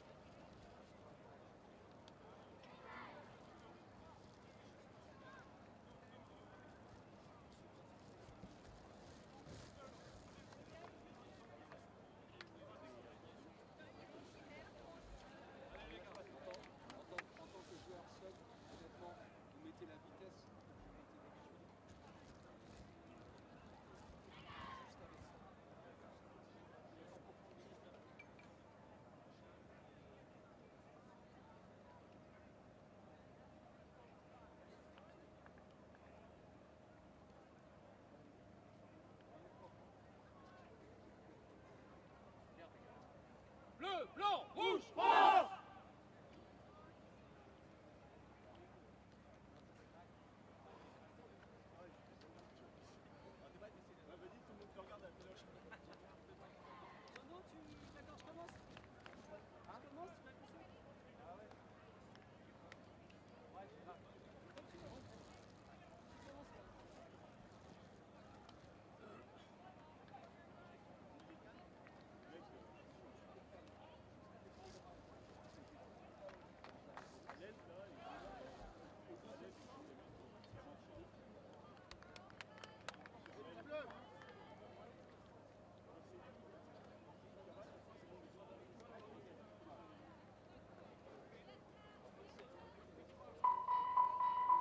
Very seconds.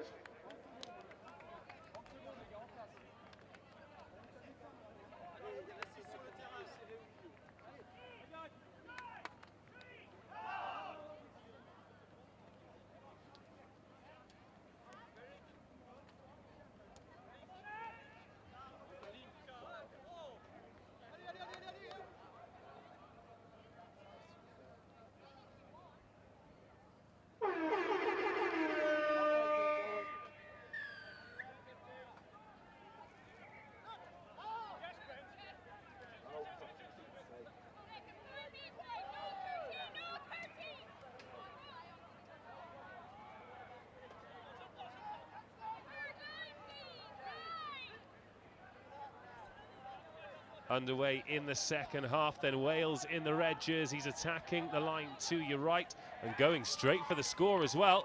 And they've got it. Gwion Kennard getting over the line with Wales' first phase of play. Dream start for them, Greg Cropper, 2 apiece. Most definitely, that's what they wanted, to come out of the blocks fighting there, which they've definitely done. Good set piece from the tap off, equals it.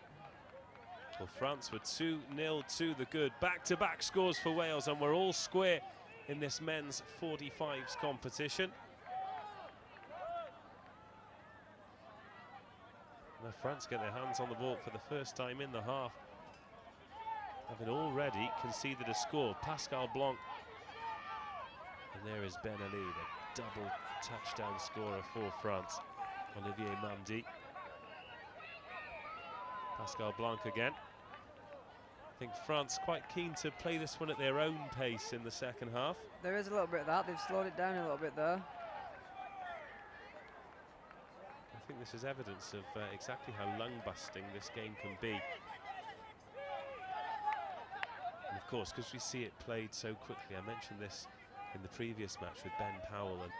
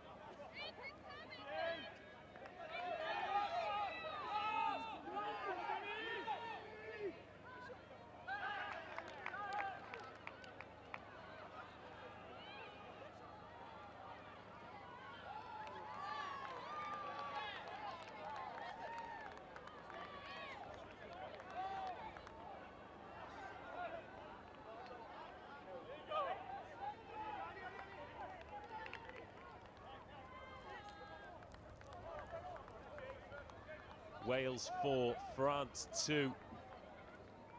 Just over 5 minutes of this second half gone.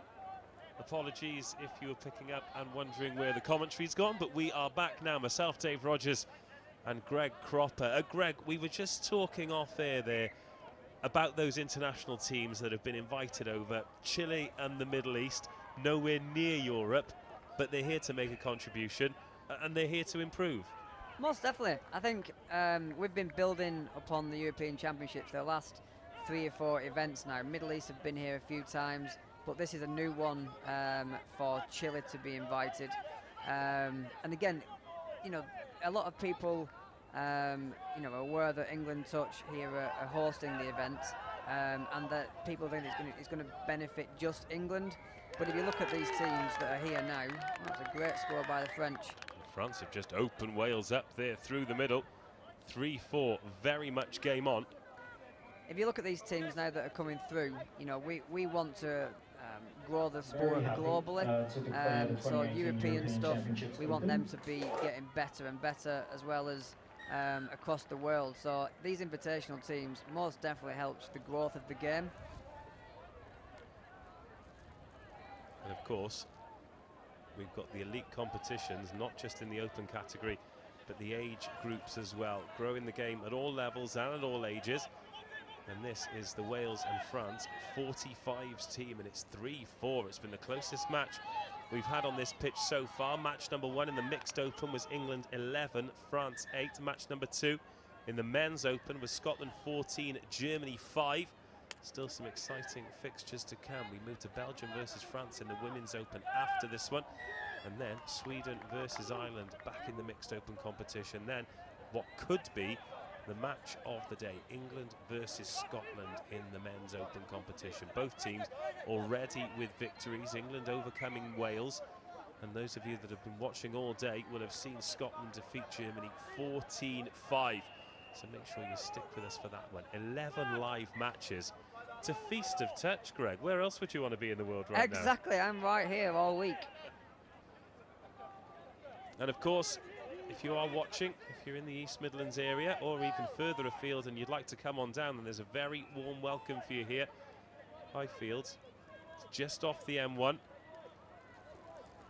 It's also accessible. Oh, there's a lovely little short ball for Wales. They're over once again. This time it's Matt Enoch who goes over. 5-3. A wry smile there from the French defenders. It's the ball 10 metres out there. Finds a good position. There's the pickup from Guillaume Kennard. Oh, the link, the French link there. Pretty much opening the door for Matt Enoch. Waving him through. It's Wales 5, France 3. What I was going to say is not only is it accessible by car and by train, but also if you fancy a little trip over, East Midlands Airport's just down the road as well. Most definitely it is, yeah. All welcome, free entry. 8 fields of action for the next 4 days, so there's plenty going on. Free entry for European Championships. I know. Unbelievable. Might need to think about that for the following one, but yeah, definitely. Just over 10 minutes to go in this one. France led Wales 2-0 for a large period of the first half, but the Welsh response has been absolutely fantastic. Since their first score, they lead 5-1 for 5-3 overall. France just slowing down. They've not been able to get Christophe Ben-Ali on the ball as much as they did in the first half. He got the opening 2 scores for them. Here's Georget. There's Mark Singh cutting that one off at source from Wormsley. Georget finds Wormsley. Pass over the top. Oh, and he stepped inside when it looked as though the space was on the outside.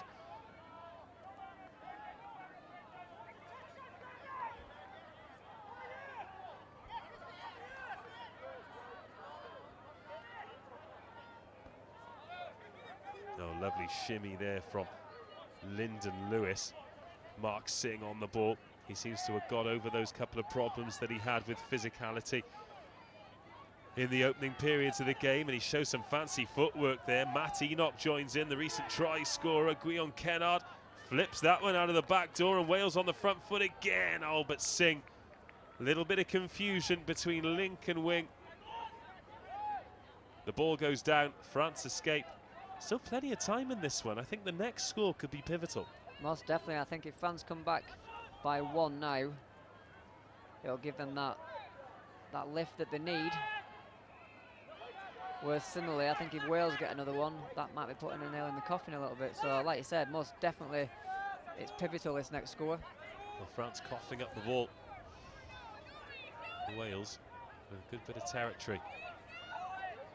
Guillaume Kennard, I'm just looking at his footwear there, and he's gone for the AstroTurfs, which when it was bone dry this morning were probably a great footwear choice, but now there's a little bit of moisture on the ground. Need some moulders or some studs for sure, doesn't he? Well, you need all the kit for this, don't you? Here he goes then.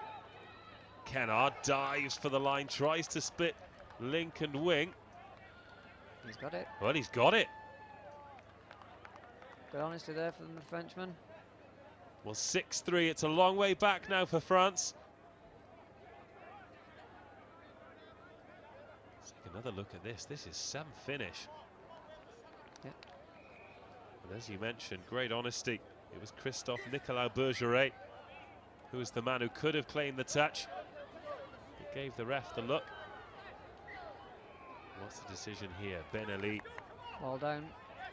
has made the mistake. Well, France need to be careful here, because this one could disappear out of sight, and they've been well in this fixture for the vast majority of it. They go 3 scores down, then their first opportunity to close that gap. Ben Ali, the double touchdown scorer, knocks the ball on as Gareth Richards comes forward. That's scooped up beautifully by Perkins. Hand off Ben Ali, so back-to-back mistakes for France's number 4. First he coughs up the ball, and now he gives Wales a fresh set of 6 metres from the line. First touch there, Perkins, Lyndon Lewis, the referee this time awarding a heavy touch. Well, Christophe Ben Ali has made 3 big mistakes here.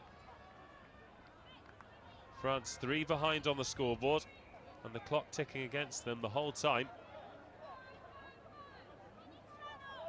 Wales in a great position and looking to extend that lead. Oh, there's a dive for the line from Lyndon Lewis. He's got it as well.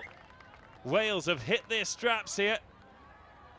7-3. I think this game is now coming away from France. I think that was the final one that they needed, Wales.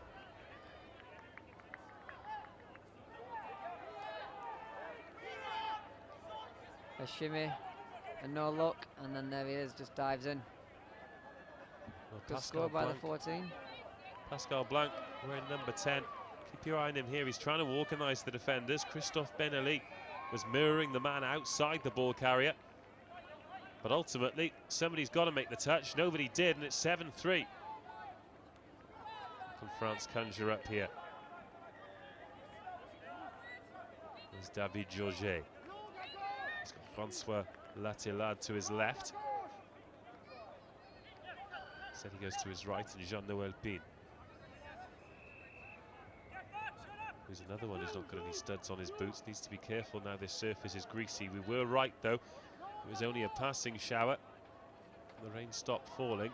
A little bit of cloud cover, though, so good playing conditions, really. Cool, dry. The players will be enjoying this. Probably the Welsh players more so than the French, given the scoreline. France pretty much grinding to a halt in terms of the pace of the game. But here they go.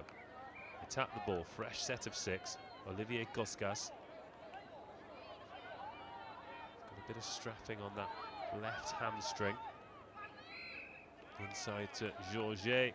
And the ball goes down again. The opportunity disappears. And this time, Wales put the ball to ground. They're claiming a fresh set of 6. They're saying it came off the hand of Koskas. Koskas disagrees, so does the referee. Sanatanzi out there in the middle, showing those Wales players who's boss. Inside the final 5 minutes of this one, the men's 45, France versus Wales. And that one goes to ground. Denis Mouizet the guilty party on this occasion.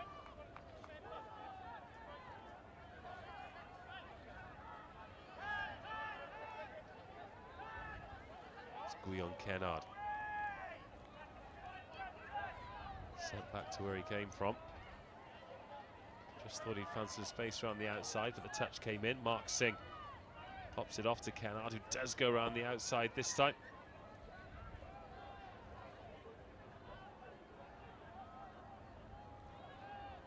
Kennard sent back.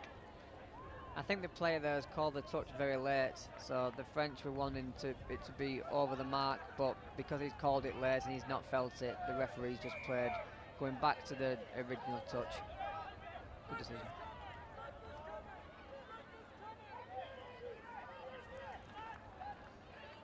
It's Perkins.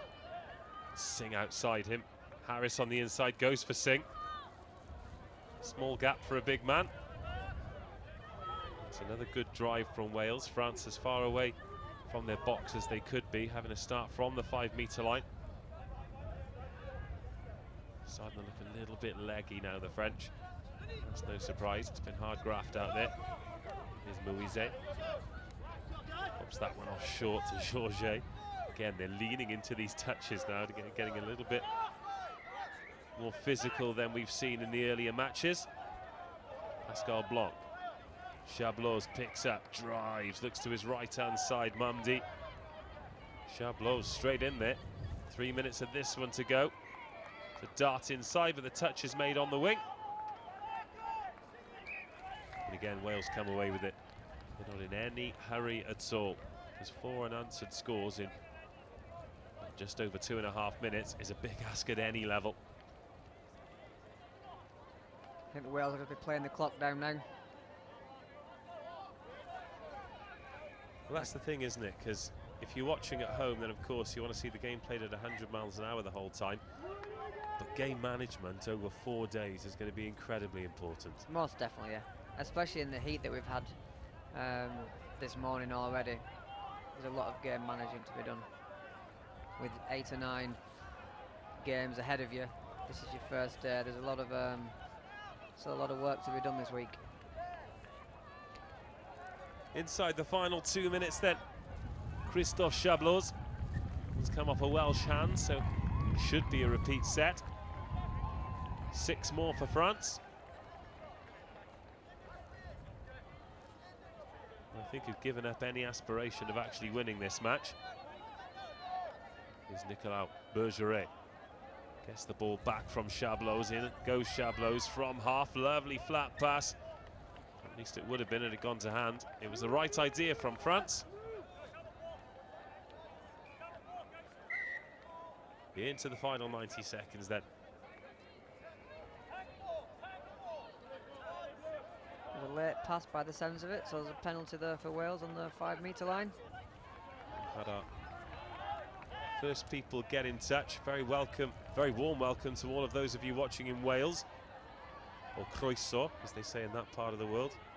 I'll teach you some before the end of the week, Greg. Very good. Into the final minute then.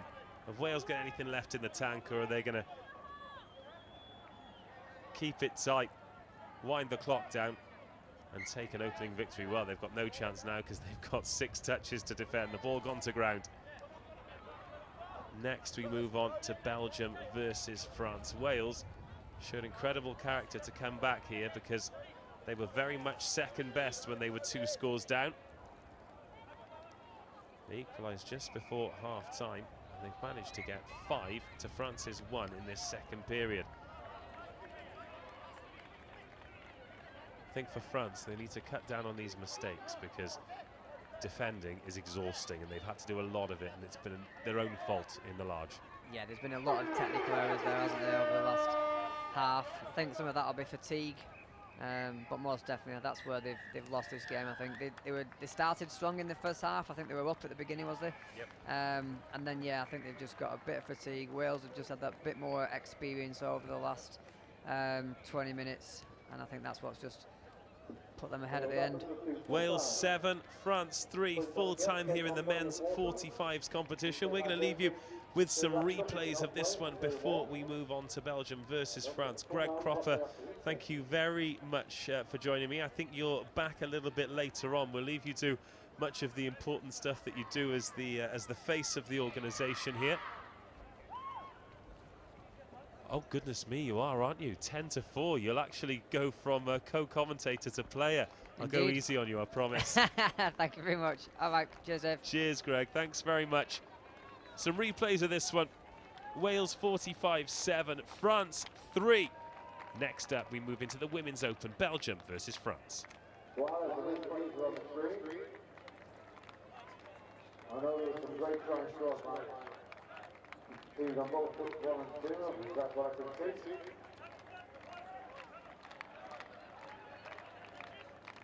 Some of the other things you can see being played all over the distance. And many guys being scored.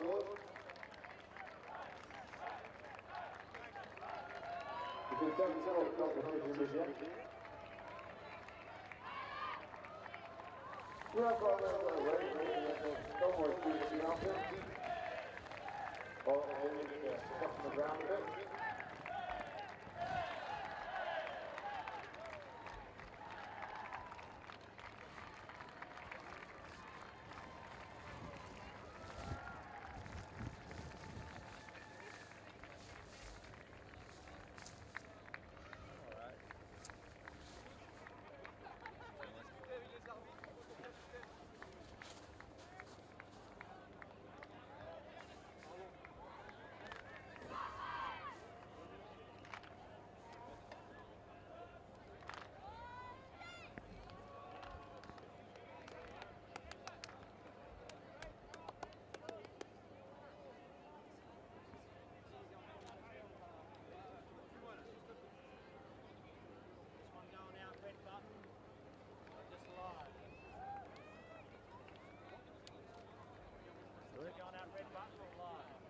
It's on the website. On the website? Yeah,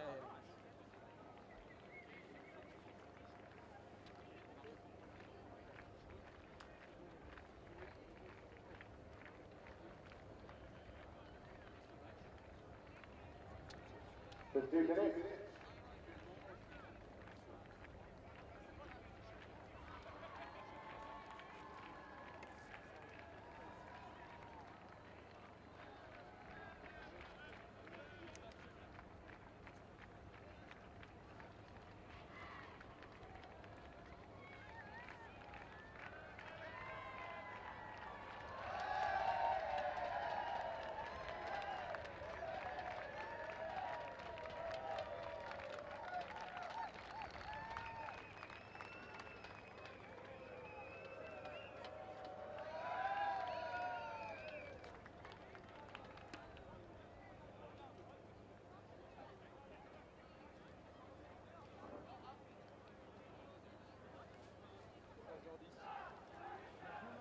One.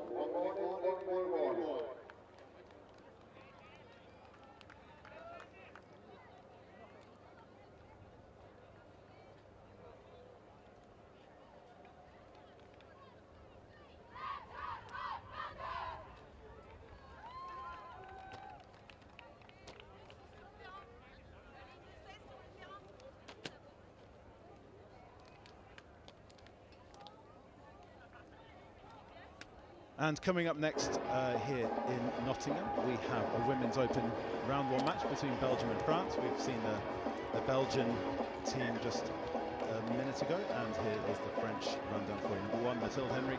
Number 2, Sophie Carlier de Veslucci. Number 4 is Cécile Masse. 5, Nadia Kemena. 6, Raphael Coulis. 7, Justine Duffelon. 8, Agnès Adouard. 9, May Syriac. 10, Marie Henry. 11, Barbara Tayton. 12, Manon Lombard. 13, Claire Grisez. 14, Emilie Le Goff. 15, Julie Lepesque, and 16, Anne-Blanche Boussier. Belgium playing in red from left to right as we're looking, and have the on the attack straight from the tap-off.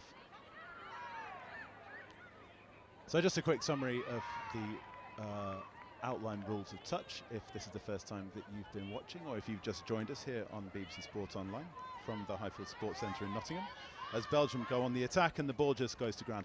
6 players aside. This is a single gender match for women of any age, and touch can be played either by single gender or fully mixed, and we have both sets of teams playing here on field 1 today and throughout the week, and unlimited substitutions. So as you see, France going from right to left and driving the ball out, trying to make as many meters as they can before it goes to ground on their own 10-meter line, giving Belgium a good chance to attack. That's Hannah Grange-Clemson, number 6, finds Ella Stalletz and to Joke van Kouwenberg. Florence Lacrosse takes it in, gets the ball back. Great opportunity here for Belgium to get a score on the board early.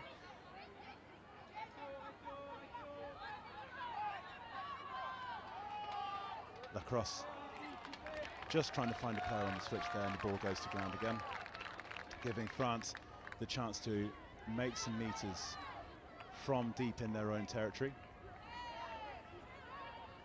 But we've just seen a bit of that play goes on. Looks a little bit of a fumble there from France. That would have been a turnover, but they get the chance to go into the Belgian half for the first time so far in this match. Adouard takes the ball up, but there's a turnover there. Her hips weren't square, and it's a roll ball restart for Belgium. So, as we said, 6 players aside, unlimited substitutions all the way through. As that's a great run there from Belgian 5, Letitia de Varouera, before the ball goes to ground. We just had a little light dusting of rain here in Nottingham in the past half hour or so. It's just making the fields and the balls a little bit greasier than they were first thing this morning, as France go into the Belgian half properly for the first time. Get some good pace going through, using their 3-person drives, their 3-player drives to go close. And pass out there from Anne Adouard, trying to find Anne Blanche Boussier, and then the balls just goes to ground. The chance goes, and Belgium get the chance to restart. That pass is ruled forward, and so Belgium start with a tap penalty as opposed to a roll ball.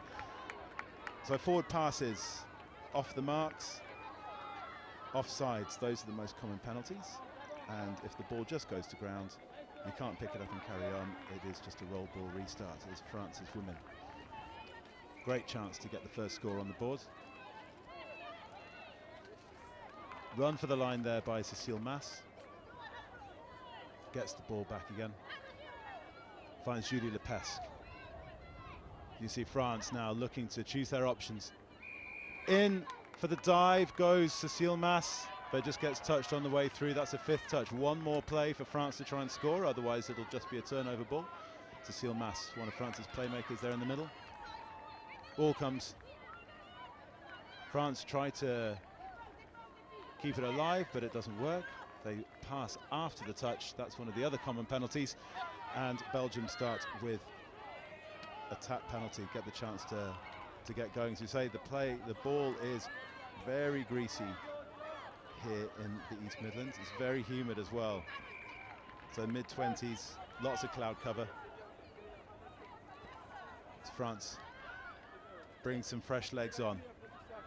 That's Nadia Kemena. Gets the ball back, another one of France's playmakers. They'll have 3 or 4 different playmakers. Not all of them will be on the pitch at the same time. As France going for the dive. Penalty conceded for deviation. So when you make the touch, you have to come back in a straight line. That didn't happen with a Belgian defender there. And so France gets the tap and a fresh set of 6 close to the Belgian line. France staying patient, looking to spread the Belgians. Kemena gets the ball back, spreads it wide, tries to find Marie Henry. Ball goes to ground, and it's just a roll ball turnover for Belgium to try and make some meters from deep. So as you see as well, we have 3 referees. They will all interchange as well. So it's not a single referee with 2 assistants, it's 3 equal officials, and they'll work together as a team as much as the referees, as much as the players do on the field as well. Belgium get the chance to go deep into the France half. The territory's really been edged by Belgium so far. But France now, 5 minutes gone in the first half, 20-minute halves and a 5-minute half time, but France now starting to get a bit more of a stranglehold in terms of possession, getting a bit of a roll on to put Belgium under pressure. Little bit of a mistake there, a little bit of a misunderstanding. That's Anaï Adouard, takes the ball in. France staying alive to what's in front of them, looking to stretch the Belgians to create some space. Through the middle, Adouard goes, takes the touch. On comes the pace. Out goes the ball, and it just goes to ground. Another wasted opportunity there by France. Gives Belgium the chance to come clear again. And try and work their way up the field. Good French pressure in defence though, keeps Belgium in their own half before they spread the ball out. Penelope Spencer takes the ball in. 6-touch turnover, and France get the chance to build from their own 10-metre line.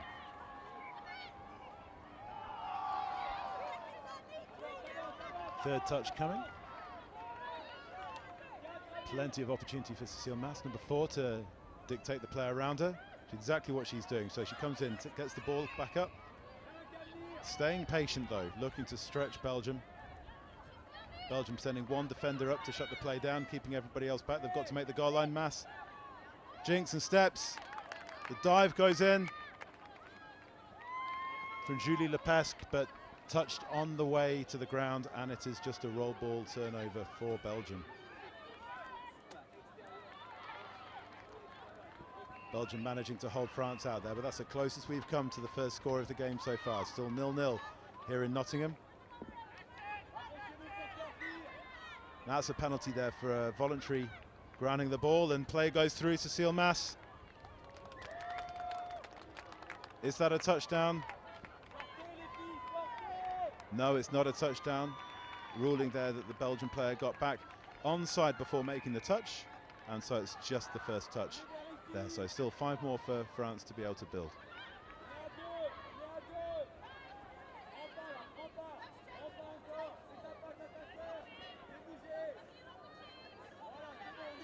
You see France staying very patient, keeping everything at walking pace before they just put a sudden burst of pace going to get past the Belgian defence.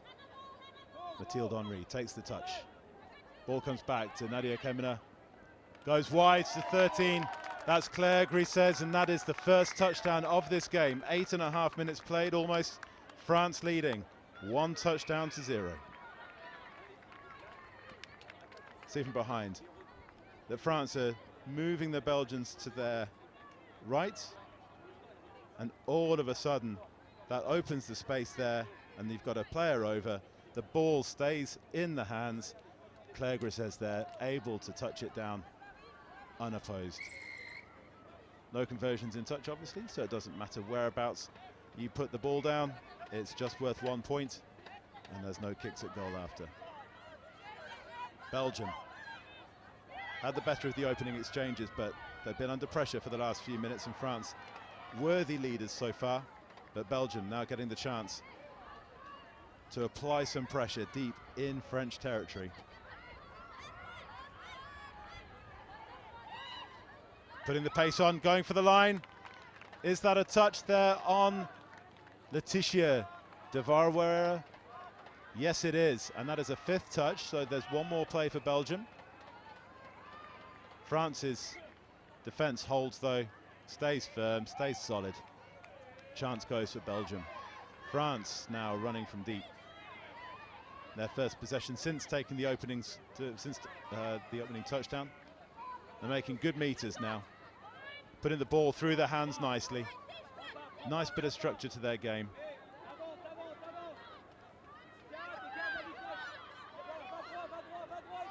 Getting the play on Raphael Coulis and Anaï Adouard. And that's a chance gone begging there for France. That really has. As Adouard was putting the pedal to the metal there, but the ball goes to ground. Belgium escape. Get up to their own 10-metre line. Going to get some fresh legs on, as you say, unlimited substitutes and attacking teams. And they're coming from deep. Will run a play or two just to get the ball up the sideline in front of the sub-box, because you can only enter through the gate there. That's the 10 metres each way of half-time.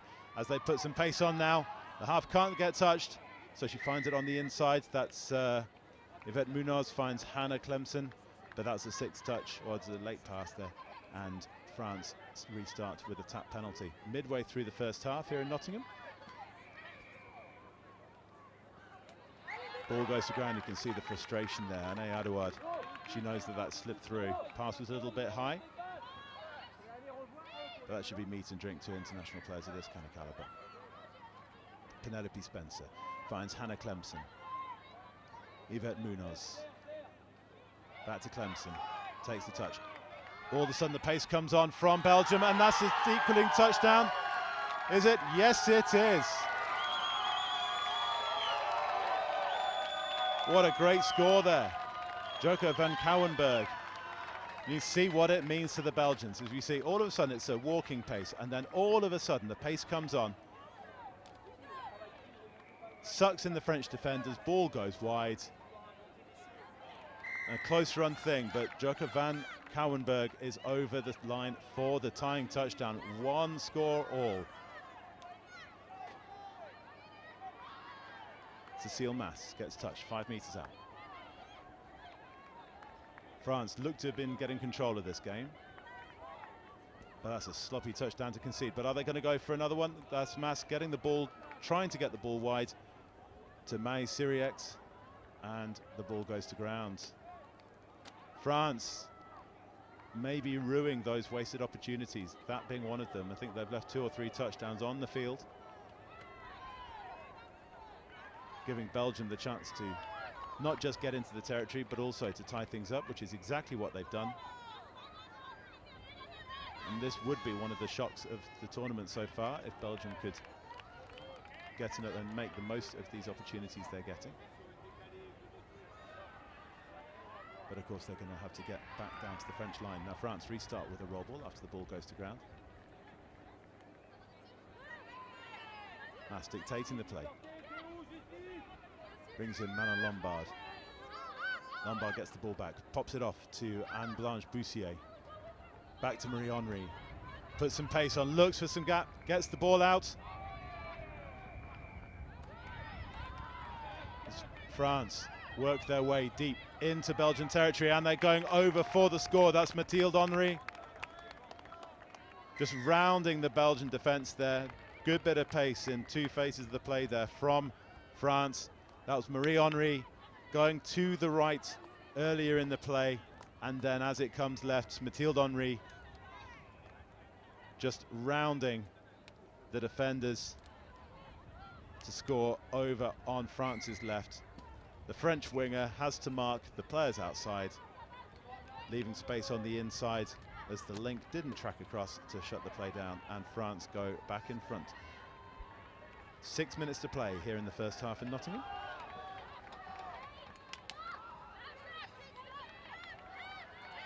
Belgium only trailing by 1, but they're looking promising when they get the opportunities. They've got some good structure to their game. The half pops up.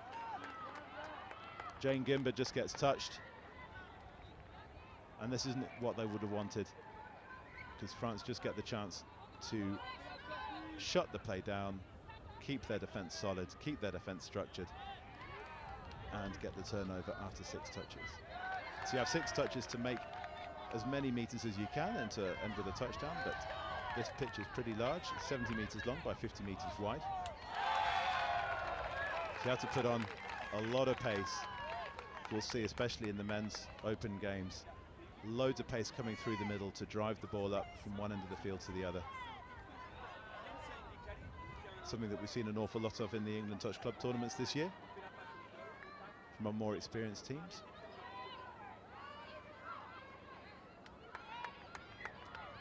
And Belgium now.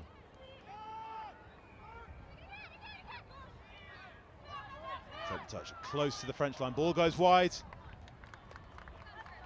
Louise Van Eyck just sees it sliding out from her grasp.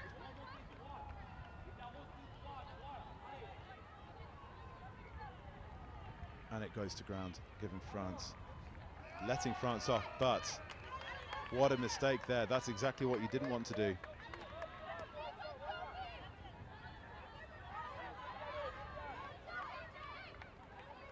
It's exactly what they didn't want to do.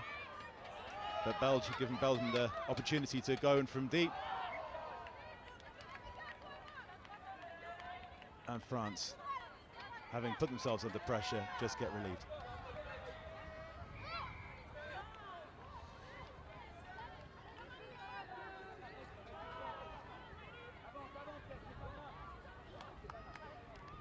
So France get the chance to go into the Belgian half, having let off, and I'm joined by Linda Acker from the Federation of International Touch.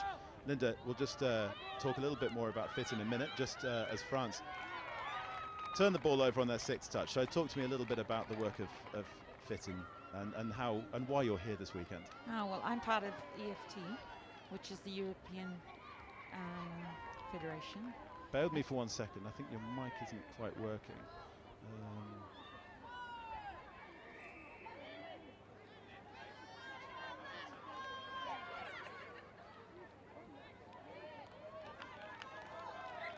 Hello. Yeah, Linda, we'll just keep on chatting and just try and get the the microphone levels fine. Well, I'm EFT, which is the European Federation attached to FIT, and our job is here just to follow the rules of FIT and make sure that tournaments run along the same rules. So how is it from your perspective as we see France looking to go deep into the Belgian, looking to extend their lead? Ball goes wide. And she's touched. And there's a touch there on May Syriac. Hand over because it's a sixth touch. So from your perspective from EFT, how is Nottingham 2018 shaping up for you? It is amazing. I mean, the work that's gone on here is just huge. England Touch really have done. And of course, Kevin Hill, who is the EFT representative. But the groundsmen are great. I mean, the facilities are just... You couldn't find anything like this on mainland Europe. Just not possible. As far as this team's concerned, as we see France looking to extend their lead, ball goes, but that ball's gone forward and it's gone to ground. So this is it's letting Belgium off. Just as we come into the closing stages of this game, is this score of Belgium 1, France 2 a bit of a shock for you? Very, because this French team is a really experienced team, and I'm really surprised that they aren't, further ahead. Yeah, we've seen a couple of missed opportunities for France. Well, they've, like that one just then, they've had 3 or 4 opportunities just like that where the ball's gone to ground. And it's gone to ground again there. That should be for Belgium. 6 more. Yeah, I think Belgium are retaining the ball. There's no penalty for slapping the ball down in touch. It's just a fresh set of 6. So Belgium with 1 minute and 10 to play here in this first half. Belgium's really playing smart, like they're slowing it down. Why is that smart?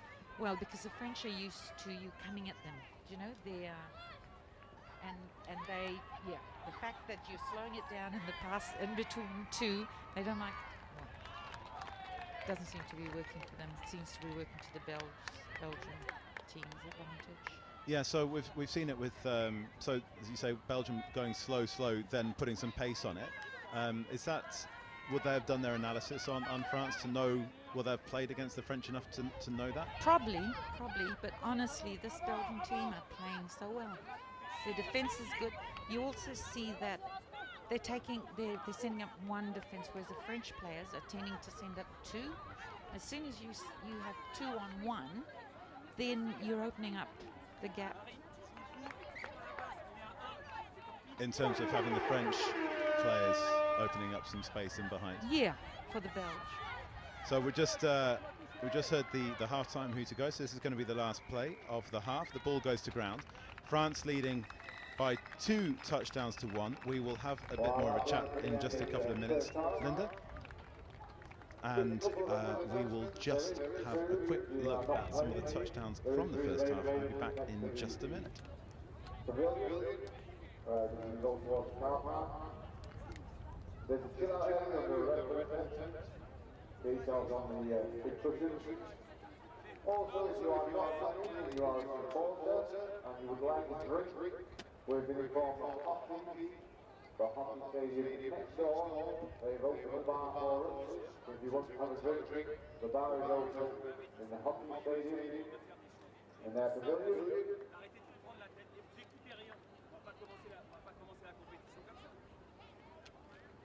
So that's the whole tournament. We have the merchandise selling all products from the European Club Championship itself, some memorabilia, from football, the tops, our water bottles.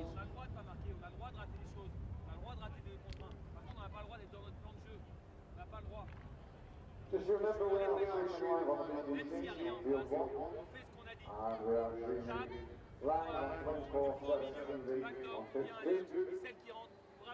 So if you are playing on that field, please beware that. That's what's waiting for. We are aiming for more sunshine. But if it does rain, it's raining.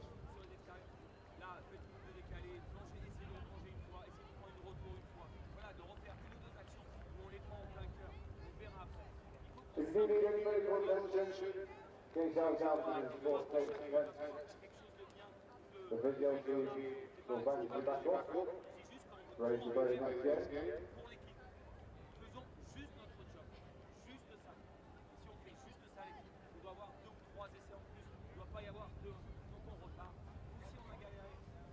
So half-time here between Belgium and France in the Women's Open.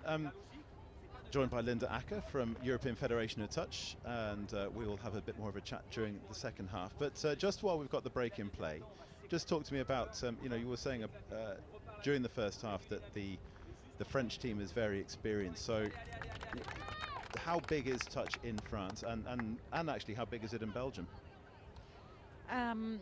France, there's 1,600 registered players, and I think the strong point in France is that you have French players playing touch, and you don't have a transition population, whereas Belgium does. People coming in and for jobs, and then they're leaving, and so that's the strength, I think, of the French Touch Federation. But in terms of having the expats play in Belgium and maybe Luxembourg and in the smaller countries like that, does that give are you seeing a lot more work being done to grow touch in amongst the homegrown players? We're using the expats as the foundation for that? I think you need the expats, because someone who's come from Australia or New Zealand and who's played high level, they can only bring so much experience to a team. But France just hasn't got that luxury of of foreigners coming to France, and I think one big thing is the language. So that's unfortunate. Yeah. Well, it's good for everybody else. Yeah. We get the reverse. We get people who come to France and we say, come and play touch, who come from New Zealand. They go, I've never played touch, or they've played social touch. So they've come and learnt, if you can say that, touch in France, which is, And there's 17 nations here this weekend, including a couple of the Channel Islands and a couple of invitational teams, as we have 30 seconds to go before the resumption of play. Touch in Europe has grown massively in terms of the number of nations that are participating. Oh, yes. Yesterday we were looking at the stats, the numbers, and we think, we had 15 countries or 13 countries in 2008. This year we've got 17 countries. Well, there isn't much of a growth, but when you see how many teams there are, the difference is huge. Like, I think 62 teams this year, and in 2008 something like 30-something. The Suter goes to resume play in the second half here in Nottingham. France in white, playing from left to right as we look. Belgium in the red with the black and the yellow. Very much they're all national colours, as France get a penalty as the Belgians deviate in their defensive line. could have gone with a tap, but didn't, just chose to opt for a roll ball restart and looking to extend their lead straight away, but the ball goes to ground. Now, that the French sub-box, as we looked just after the highlights there, it did look very calm, almost very un-French-like. Believe me, it's not. So what would they have been saying? I mean, you live in France, and what would they have been saying during that? What would their attitude have been in terms of this game in the second half, and what to expect? Probably just to be more aggressive on defence. You see, they're sending up shooters. They weren't doing that in the first half. You know, so probably that. Also, like simple passes. You know, like they were tending to just throw away or take the touch. Don't waste the pass. We always say hospital pass. As France get into Belgium's half, I think that's May Syriac's getting touched there, but I don't think she thought she'd been touched. I think there was a little bit of a shrug of the shoulders to ask the question as Cécile Mass takes it in and gets the ball back. One of France's playmakers from the first half. And she goes for the line, diving, trying to make the most of the Belgian defence getting slow. That touchdown has been given France. It took a long time, took half the first half for the first score to come. It's taken less than 2 minutes, fewer than 2 minutes of the second half for France to extend their lead by another touchdown, 3 touchdowns to 1. Just talk me through this, Linda. So he gets the ball, she runs into the gap, dive. She's a good diver. So that's how that. The other girl, number 15, pushed out. So, of course, she carried a defender with her and the gap opened up. Good play. And the benefit of the doubt being given to Cécile Master on the dive. This is another good playmaker, number 8. And she did touch. She was formed in Singapore, and she really is a good on attack. She's one of the playmakers. See her hold up the ball there. And she's very calm, very calm. So how important is it for your playmakers to stay calm in that? We're seeing, touch, a lot of people find the fitness aspect of it very hard because it's fast, but there's a lot of multi-pace. So she goes for the line again. Yeah, and she's dummy, so she's dummy half. Ooh. I think she's got away with one there. I think yeah, she was looking for the Belgian player to be offside. Yeah, and she got touched as a dummy.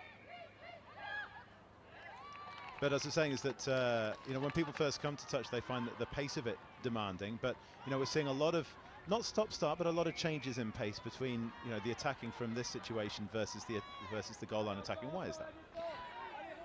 I think when you reach, for example, when they reach here, when they're bringing the ball up, they're ready to sub. So naturally, I think they're tired. They put on their fresh players. So when they get to this 5, they've got. Normally it's their attacking players, the good attacking players. They lost the ball there. But that's why the speed tends to lift here. That's Anna Chadouard getting the French going again. Anais. Sorry, terrible pronunciation. It's okay. Terrible pronunciation on a Wednesday morning. But as France now put the hammer down, get some pace going into their game. Yeah. She was off the mark there, so there's a penalty to Belgium.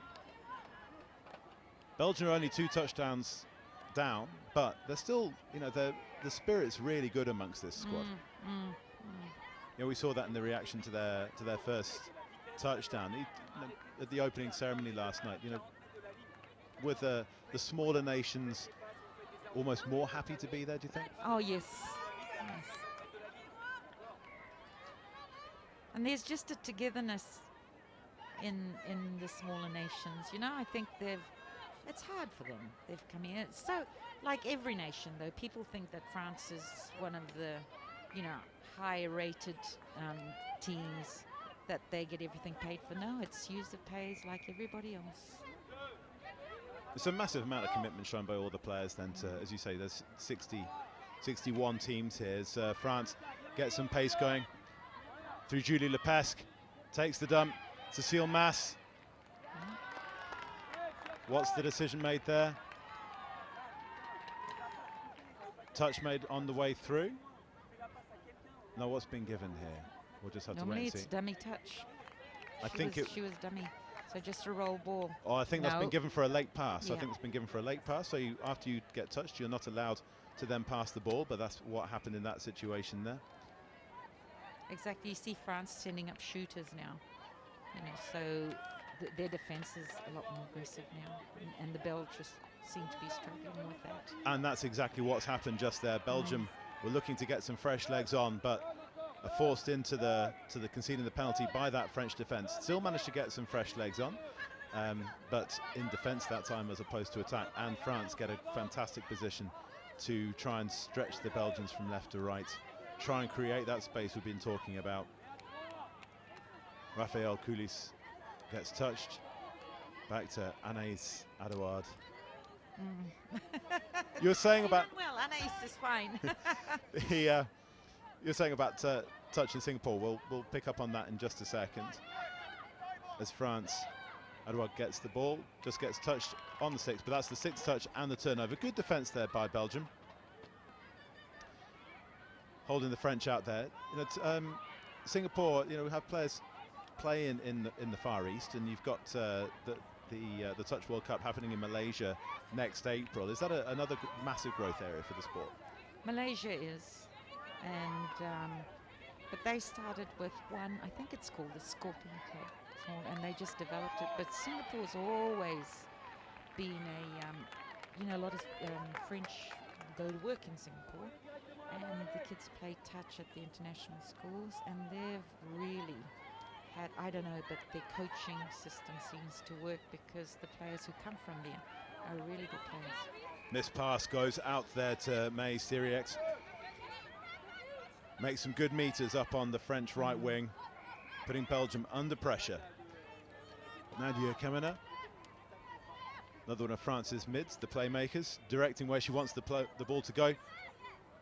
That's Claire Grisez, comes on the wraparound to create the extra player, but that has been grounded out of play, so it's just a turnover. And Belgium, that's another one. I think that's now five or six gilt-edged opportunities. I mean, France should be well home and hosed in this one in terms of a contest. Do you think the fitness levels are going to play a part in the last 13 minutes or so? The Belgian girls look pretty fit to me. It's just that the French players are probably a lot younger, easier to recover, but I think like Jane out there is doing really, really well. Jane Gimber. Great hands there from the Belgian right winger just before she comes off the park. Just going back to the, as Belgium just dropped the ball on halfway, and France will restart with a roll ball on halfway. In terms of the Singapore, is there a big Australasian influence there as well? In Belgium? No, in the Singapore, we were talking about the Far East and the coaching in the international schools. No, I don't think so. I think they just have such a good system in place, and they're picking up kids at school. That's the secret to development. It's either you play the French and then people don't leave, or the Belge and they don't leave, or you develop in your schools. And I think that's important. Lovely play there by France. Cécile Mas comes on the dummy run. Manon Lombard comes with the ball to the left, but then there's a touch just as that was probably France's best set play so far of the game. That's what they call a 21. So, why? Yeah, because the player goes out to the wing. The wing comes dummy, and then the middle cuts in. But people are picking that move up, so now they have a person wrapping around for the next pass. Belgium make all the way up to the French 5-meter line before turning the ball over on the sixth play. And France will restart from their own 5-meter line. That was a good run by Belgium, good settling. Yeah, I think it's the best drive we've seen so far of Belgium, 10 minutes into the half. And good pressure in defence there as well. So, yeah, so we were talking about I think that's a fresh set of 6 given actually. So I think the referees deemed that Belgium played at the ball as opposed to just going to grounds. Now France, that's Cécile Mas taking a blow to the face there. accidental, just ran into our own player's shoulder. Fortunately, very close to the sub-box. The play goes on. France, Anaïs Adouard dictating where she wants the players around her to go, setting up a set play. As you can see, the link coming in, the number 2, Sophie Nicolier de Veslud, but that ball goes to ground. You see France are trying to set stuff up. It's one of those things where if you were this early in the competition, is this the kind of game that you would want to be playing, where you can kind of accept that mistakes are going to be made and that you'll get away with them, or is it, or are they perfectionists and that they'll be really frustrated by this? I think frustrated. You know, I mean, everyone wants to come out blazing and play a good game. But first games are always hard. Always hard. You know, even the best teams have lost, you know, first games. And I think it's just hard to get into a rhythm. Belgium coming close through Ella Stallet. And that's another good attack there from Belgium. They're keeping their, we're talking about their fitness levels, but they've been putting France under pressure in defence, and their last 2 driving plays have been fantastic, although they've conceded a penalty there for a heavy touch. And France work into the Belgium half, getting away with an overstepping the mark a little bit there. That was Anaïs just stumbling as she got touched. I happen to play in the same club as this referee, so I'm going to give him a bit of banter next week. As France go through, but that's a touch. No, that's touchdown has been given. Mathilde Henry cutting a great line, going through the defenders and for the touchdown. You better talk to him. That's 2 times he's missed an overstep. Show him the film. Now, we should support referees. It's not easy out there. They can only call what they see. Yeah, absolutely. But that's a great cut line there from Mathilde Henry there, just to step off her left and to identify the space. And to take advantage of the space there. Yeah, you're right. I mean, it is tough reffing. I mean, we've got 100 referees here this week, and obviously they're all volunteers and have given up their time as well. As far as you seeing a lot more referees take up the sport or take up the whistle. Yeah, I think, again, you come back to the culture of Europe, and, you know, everybody's still playing at a riper age. So, whereas in New Zealand, people stop playing, but here people want to keep playing because, you know, they started late. So I think that's, but it's so nice to see younger referees coming in, younger people wanting to ref. I think that's important. But as you see the Henry girls, there's 3 of them. And they're usually 3 of them, and they're a product of Singapore Touch. So shout out to Singapore Touch, thank you. Watching live via the BBC Sport website as Belgium looking to reduce the deficit and give themselves a bit of a foothold for what would be a bit of a shot comeback, but just maybe losing a bit of structure just there, being a little bit too ambitious, and then the plays just break down there, do you think?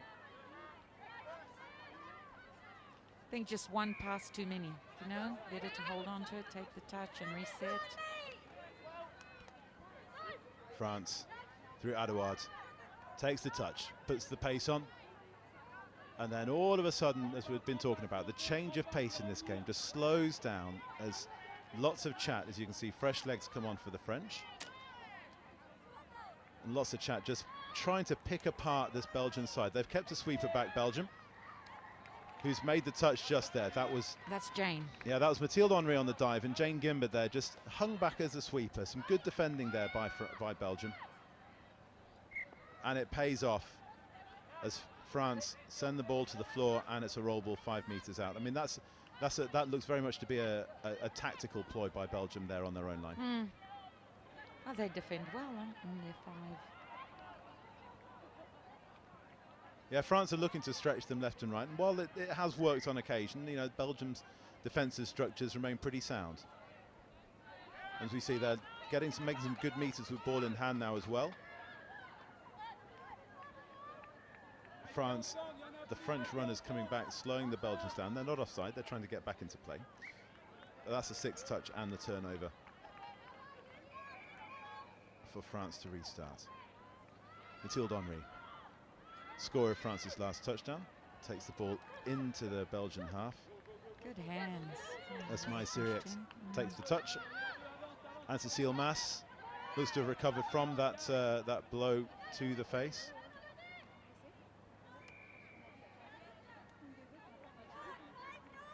Picks the ball off the floor as half. She can't score.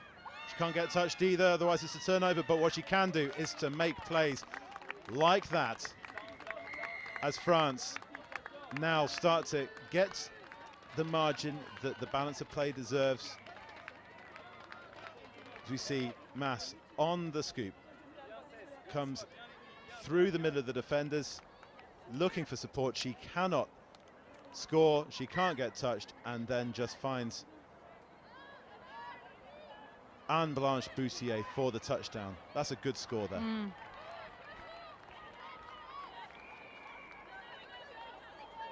That's that change of pace we were talking about. Yeah, and you can see the French experience, the fact playing together. That, you know, this team has been together since 2015 World Cup. So they know each other. They know how to run. They know how to support. Sophie van Gansen, they're getting touch for Belgium, just over the French line. And the French defence holds as well, further out. Keeps its structure and gets the ball back again. Adouard combines with Boussier and Raphael Coulis. These three players combining in what's called a three-man drive to get some good meters and get France down to the goal line. It's exactly what they were looking to do, but that's a touch and pass, a late pass. But that was great driving there from the French. I think the French are generally known for their good drives. You know, that was what they were taught, the base when they first came to touch, and the teams previously, that's all we did, just to get down to that, but then we didn't have anything else. Whereas now they're starting to put moves together at the end of those settles. So it's very much the basics of the game: strong defence and a good driving game. Would you say? Just over 2 minutes to play. This contest is over, really. France 4 touchdowns to the good, so Belgium would have to get an interception now and then score straight away to even have the chance of tying things up here. So France, I think we can safely say, have won this game. But just to go back to the frustration, as they get some good pace there by Mathilde Henry, taking play into the Belgian half. But it's a frustrating performance from France. As Henry gets the ball back, yeah, they've scored a couple of good touchdowns, but you know, as I say, they could quite easily be in double figures. Yeah. As John Singer, I don't know, you know, John Singer coached the over-30s Australian men's team for years, and he always asks before a training, what's touch? What's the most important thing in touch? Scoring touchdowns, which is what France have just done, obviously. Yeah, but I mean, the skill you want to get from there to there. That's what you want to do, and that's true, because you can't score touches if you're up there. You see France. Player comes up on the short play and finds Boussier out wide. Now, she could have scored there herself over the line. I don't know why she didn't, because she wasn't the half. So why do you think she didn't score? I think it was just one of those awareness things. Maybe she thought that there was a Belgian player closer. No matter. Yeah, probably when you're down there, you know, it seems, think, oh, I can go, but she's too close for me. There's a late pass there from the Belgians. France can see the clock out now in the last 40-odd seconds. It's unofficial timing here, just gives us a rough idea. The hooter will go, and that'll be the end of the game. Central timing here across all 8 fields here in Nottingham. 312 games in total, spread across the 4 days. 10 age categories, or 10 different categories, so men's and women's and mixed genders, and go all the way up to the men's 45. So we're talking about fellas of all ages playing. Fellas keep on playing here in Europe. All the way up to men's 45s. And I'm sure they could do it 50s. Over 50s. The just as far as the overall tournament's concerned, though, it's what are you looking forward to over the next 3.5 days? Well, I used to coach and I used to look after the French teams, but I'm with EFT, and all I'm looking forward to is making sure that I'm here to help out, and that everything goes well if I can do something to help that along. So Linda, we're just going through these through the game's touchdowns. So just talk us through these in terms of what the French have done to create the space as we come up to it. They seem to have pulled, say, look at the Belgian team, you know, like all over, and this side is now opened. You see the concentration of, they're coming this way. The Belgium team are not in a position to slide along here. So there's huge gaps. She's pulled in a player. Okay. This was Belgium's sole touchdown, and we'll see what it means. That was a great finish there by Again, Joke they Van did the Kaanberg. same thing. You know, they sucked in the defense, and then you see, she's had to turn instead of, you know, so she can't see the player. She can't see what's going on. They've turned her nicely, and she can't get back in defense quick enough. And as a consequence, there's left a gap out there. The French were just able to ease themselves a little bit clearer in terms of touchdowns, as we see Mathilde Henry just using her pace there just to go around the outside. And the French have got good playmakers in the middle, good experienced playmakers in the middle. And that's important.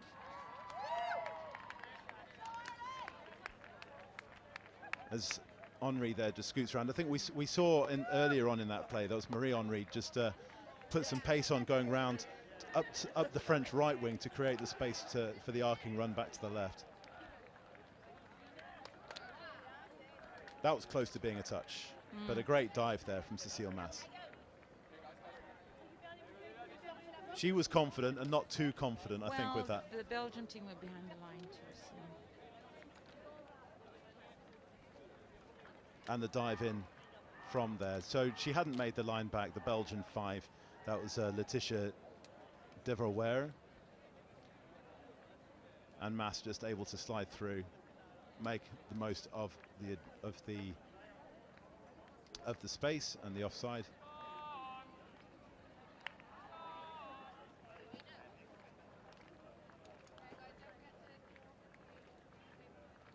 Just while we're running through the highlights, we've got a few other games coming up for you. We've got games all day. We've got Sweden against Ireland in the mixed open. That's coming up at 1:20, followed by England-Scotland men's open at 2:10. You're not going to want to miss that one. Then we've got France and Ireland in the women's 27s. That's at 3 o'clock. England against the Middle East in the senior mix. That's at 3:50. 4:40 is Italy-Belgium. And then we've got 2 test matches, Scotland's women's 35s against England's women's 35s, and then that's followed by the men's 35s between Scotland and England. We're just about to restart with the next game, so that's Sweden-Ireland, and Dave will be back in just a minute to talk you through that one.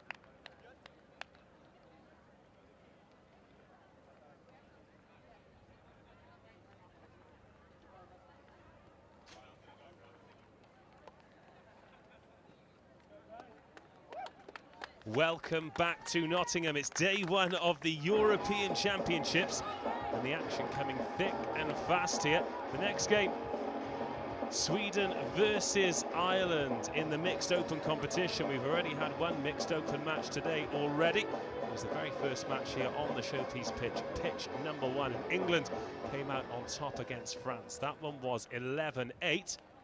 Joining us for this one at some point will be Leah Cuthbert. So in fact, she is here right now. Leah, welcome to the studio. Hi there. You brought your dinner with you as well. Yeah, obviously good to keep fueled up for the day, especially with all these games going on. You certainly have to be, because we'll talk about your schedule a little bit throughout this match. It's 20 minutes each way for those of you joining us for the first time. Sweden attacking the line away to your right-hand side in the navy jerseys with that yellow cross, the Swedish flag emblazoned across the jerseys. Ireland in the white shorts, the green vests, and a few of those players, the white arms as well. You can't trust the kilts to get a tan. No, you certainly can't, even in these blazing Nottingham conditions, but there's some lovely work through the middle there, and Ireland straight on the front foot. The looped ball out to the winger. Aisling Gill can't quite keep hold of it. That was some lovely yards from Ireland there. They'll be quite happy with that. Unlucky to lose it on the wing, but if you're going to turn it over, that's probably where you want to do it. Well, we've got some choice headwear there. Nils Boyer, the number 10 for Sweden. He's gone with the bucket hat. You've got to respect that in these conditions. Up over halfway for Sweden. So, Leah, we talked about that fuel you're getting on board. As Sweden come forward, the hat's gone, but the momentum carries on forward. It's Sean Morrissey there wearing number 9. Talk us through your schedule as Sweden just lose the ball forward there, so Ireland will have to attack from deep. And I've been in this bubble here, this Pitch 1 studio bubble. Have you been out on the pitch already, and how's it gone? So we were obviously first up against France this morning. It was a tough match, but really the best way to start the tournament, get a good challenge, and allowing us to build for the rest of the tournament. We've actually got a bye for this round, the next mixed open round, so we won't be on until this afternoon versus these Swedish guys.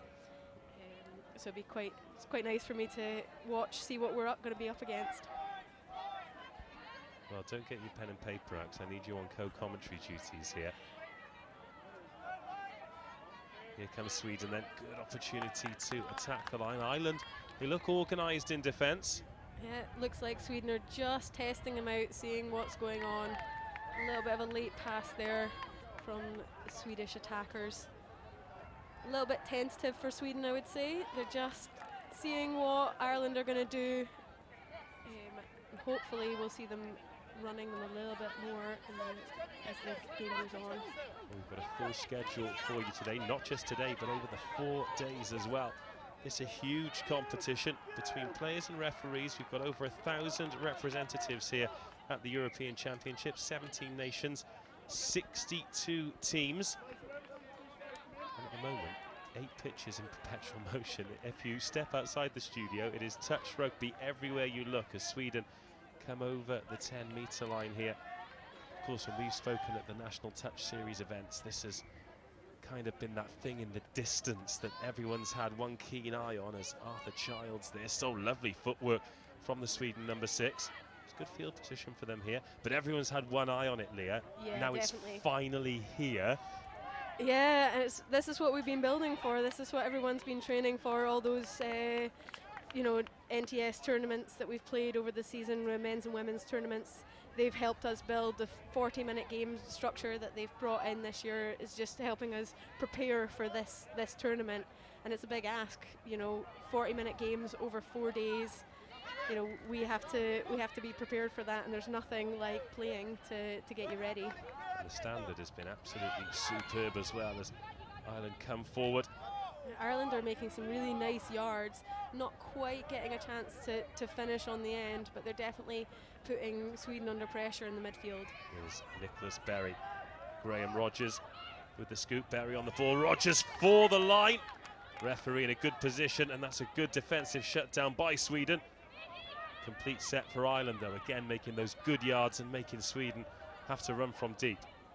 Yeah, that's what they'll be after. They're going to want to get those yards in the midfield, make sure they're getting down to the line every time, and hopefully they'll start converting the next few opportunities that they have. And you'll see the Swedish players just running towards that line. That's because that's where their subs box is, and it's important to keep fresh legs on the field of play. I'm not sure that was quite what he had planned. I don't think the Swedish players were quite aware of the touch count, because this is going to be last touch now. And I think they were hoping they had another play there just to strike and attack Ireland.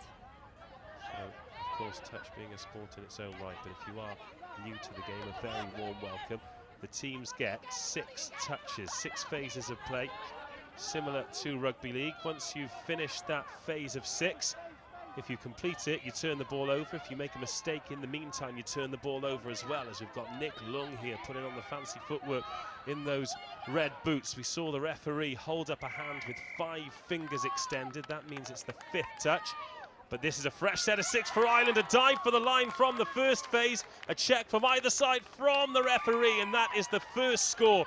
And great work from Ireland, a flat-footed Swedish defence, and that's a deserved lead. Yeah, I'd say that Ireland have definitely been on the front foot there. It's the Swedish players not paying attention. The mark has been given, and Ireland just taking that opportunity. Easy score, and they'll be very happy with that to be up now.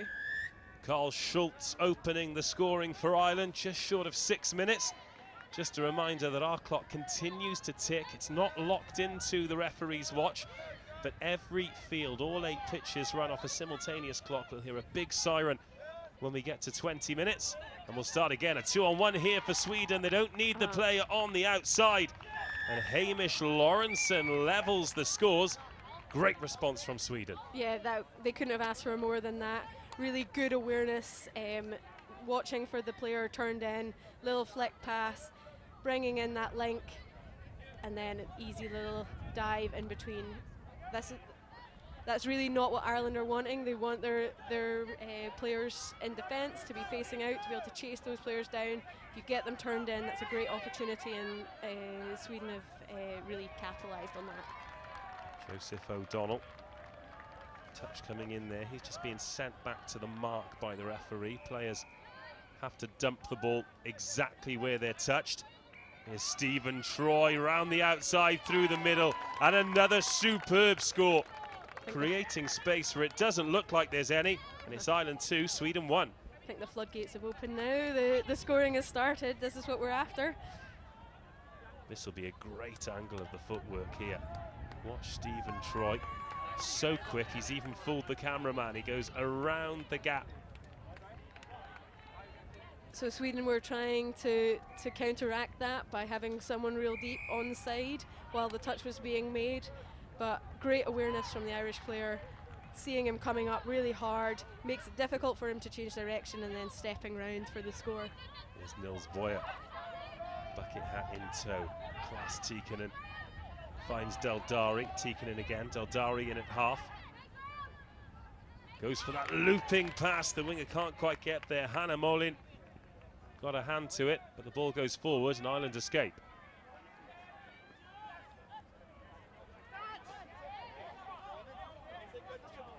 Trying to get the narrow side here from Ireland, closest to their subs box, but they don't make any interchanges on this occasion. Yeah, just the winger there. I was quite surprised that they've not changed any players there, not used that opportunity, but they've kept the pressure on Sweden, and an easy score there around the outside of the link.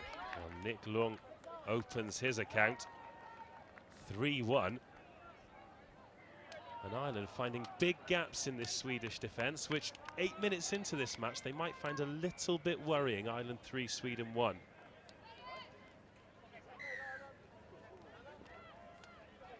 Sweden are going to really want to be responding to this now. Here's Lassifare. It's a little bit quicker here, a bit more impetus from Sweden before they put the brakes on. It's almost like they get to a point, they drive well up the middle, then they may be short of that one creative player who can unlock Ireland. But speaking of unlocking Ireland, there's a huge gap between the middles. That was really good awareness from the zero there. He saw the little gap and he just put the ball down. He actually had the option on the outside as well, so it's great to see the options opening up for him. 16 just off balance. Trying to make the line, trying to watch the player, and really his other mids needed to be helping him out, but great awareness. Schultz and Porter in the middle there for Ireland, getting caught flat-footed as we approach the halfway point of this opening 20 minutes. That's Joseph O'Donnell. Stephen Troy back to O'Donnell, who again attacks that diagonal gap. It's a 3-on-1. They don't need the winger, and Nick Lung gets his second of the match. Ireland straight back on the front foot, 4-2. Yeah, Ireland really putting the foot down now, really testing the Swedish defence. They're going to need to be a little bit quicker at getting back on side and pushing up and stopping these players running around the outside. They're creating, I think that was a 3-on-1 there. Well, this, of course, is the mixed open competition, both men and women on the team. And Leah, this is the format that you're representing a team in at this competition. What are the main characteristics of mixed open touch rugby that people should be looking out for and, most importantly, enjoying? Mixed open, it's a very inclusive sport. It's getting everyone involved. But at the end of the day, you're going to have guys and girls on the same team. It's all about how good your girls are. You're looking at exploiting where the gaps are, and if your girls are not aware, the speed on the outside, you'll notice that the Irish boys have scored twice on the side with the 2 girls. It's about the boys in the middle having to work hard to protect them, and those girls fronting up and really showing what they're made of. Handling error from Ireland there, so the ball gets turned over. Do you find that as a female player in a mixed team then, you might get targeted a little bit more when you're in a defensive position?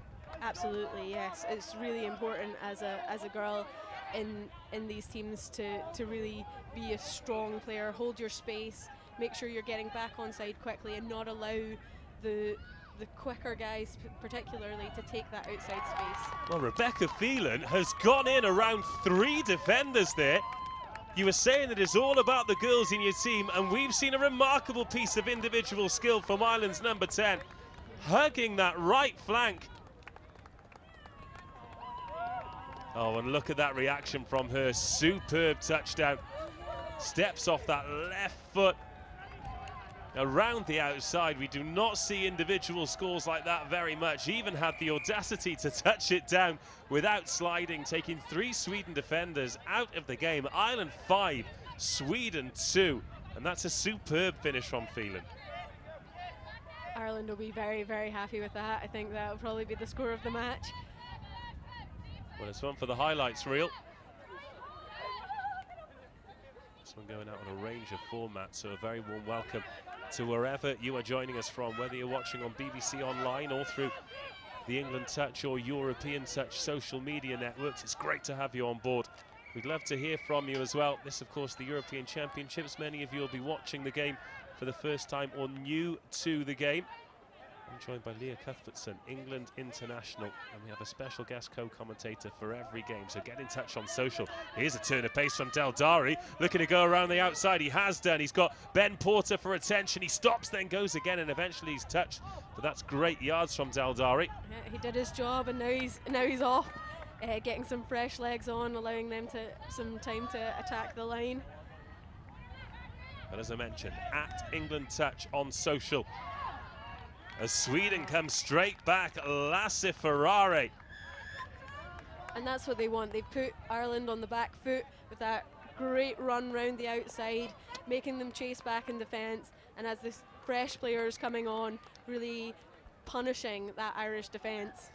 Sweden 3, Ireland 5, approaching 14 minutes. The worrying thing for Ireland will be the fact that so much of Sweden's success has come through the middle of their defensive line. Yeah, they will. They'll really be, I imagine their coach will really be telling them to tighten up, trying to get them playing a bit tighter and pushing up, stopping them sitting back on the line and giving Sweden those opportunities. Louise Deering there losing the ball forward, so Sweden can come forward again, but you don't really want to be taking touches there 5 metres from your line. They need someone to inject some kind of pace and direction into this drive, and that's gone forward. And Ireland didn't really have to work particularly hard there because Sweden ran out of steam. No, I think Sweden maybe ran out of steam there, but also I think Ireland are going to have to be careful with their shooting pattern. They're sending one player up and isolating them in defence, and that's not going to be a good policy when it comes to some of the other teams. So they'll be wanting to work hard over the course of this tournament to tighten that up a little bit and put a bit more pressure. Well, Matt Lindsay's drifted in that corner. And a couple of huge gaps on that Swedish left-hand side. 2 Ireland scores have come from there as we approach 15 minutes, the final 5 of the first half. I think the mid for Sweden really needs to be helping those girls out. They're getting quite isolated, and it's making it very difficult for them. You know, as two girls on that side, you really need your mid to be working with you, staying nice and tight and helping you out. And Sweden make the error 5 meters from the line. They need to be more clinical if they're going to get back into this one. Set completion, a must. Just look at the difference between the Swedish drive and the Ireland drive. They're up to the halfway after 2 touches. Yeah, and that's what's putting Sweden under all the pressure. If you notice, the Swedish players are making the touches on the side and they're getting kind of caught behind the ruck, whereas the Irish players tend to get in front and stop the Swedish drive, and it's going to it makes a massive difference. That extra energy which requires you to get round the ruck and back on side is not what you want to be expending at this time. 16 minutes gone, Sweden 3, Ireland 6. There's Sean Morrissey pretty much speed walking towards the substitutes box there. Another chance to get some fresh legs on. There's Del Dari, the man whose pace led to a Swedish score a few minutes ago. Arthur Childs with the white cap on, just slowing things down to assess his options. Just looking at which players they're sending up so they can assess where they're going to attack. Del Dari loops that one again, it just goes forward. Lime got 2 hands to it, but again, it's not the kind of ball that as a winger you want to be running onto and running into space. I think that was a bit of a long shot ball. Potentially he should have gone the other way. Yes. Del Dari passes that one inside, but this time the Irish middles are a little bit more aware, and they managed to close that gap. Del Dari. Lofgren. It's a long way around the outside as he takes the touch. That's Winter to Del Dari. Sets himself and dives. But again, astute Irish defence. Sweden have to come again. Oh, lovely footwork there to open up a bit of a gap. And Kwanson, the number 2, finds the space between the 2 middles once again, but that was all about the work from Arthur Childs. Great movement to evade the touch.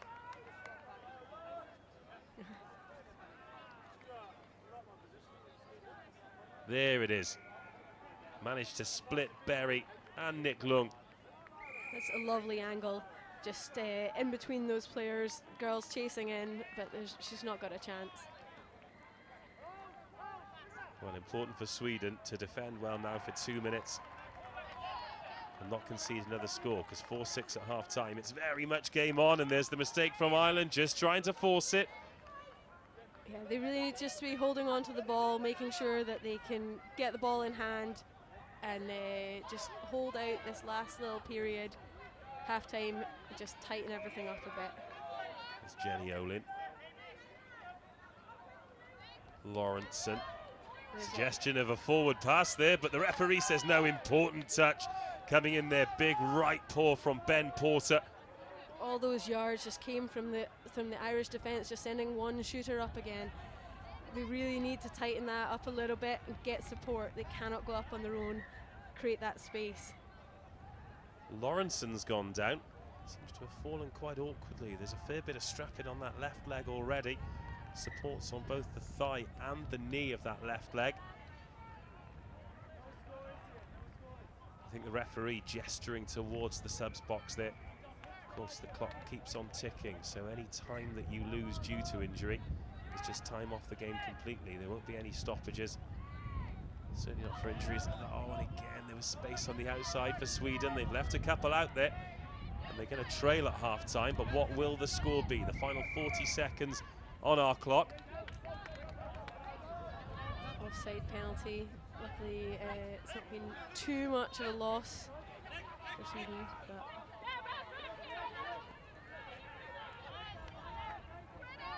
Ireland getting momentum. Intercepted though by Sweden. They might have a last throw of the dice here to close the gap to just a score before half-time, but they're going to need to get forward a little bit quicker than they currently are. Ireland backtracking in defence, fresh legs on. There's that man Del Dari. He's the real wheels, trying to go around the outside, but he's well watched. There goes the siren. The referee is not going to give them any chance to play the ball. So at half-time, Ireland 2 scores to the good. Time to hear from another player. Before the match, Chris Wearmouth caught up with Jane Gimber. Joined by Jane Gimber, captain of the Belgian Women's Open touch team. Firstly, talk us through that game against France. Sure. It was a very tough match. We found it very challenging. It was always going to be a very tough match. France have a very high level of game, but we felt that we really brought our best game to that match. We put into play everything that we've been training on for the last 12 months. We really played well together as a team, and we kept our defence tight. So we were very happy with the overall performance, and it was a pleasure to play against France. And you look to keep your spirit up all the way through. You know, you have lots of energy all the way through the 40 minutes. Yeah, Belgium has very, very good team spirit.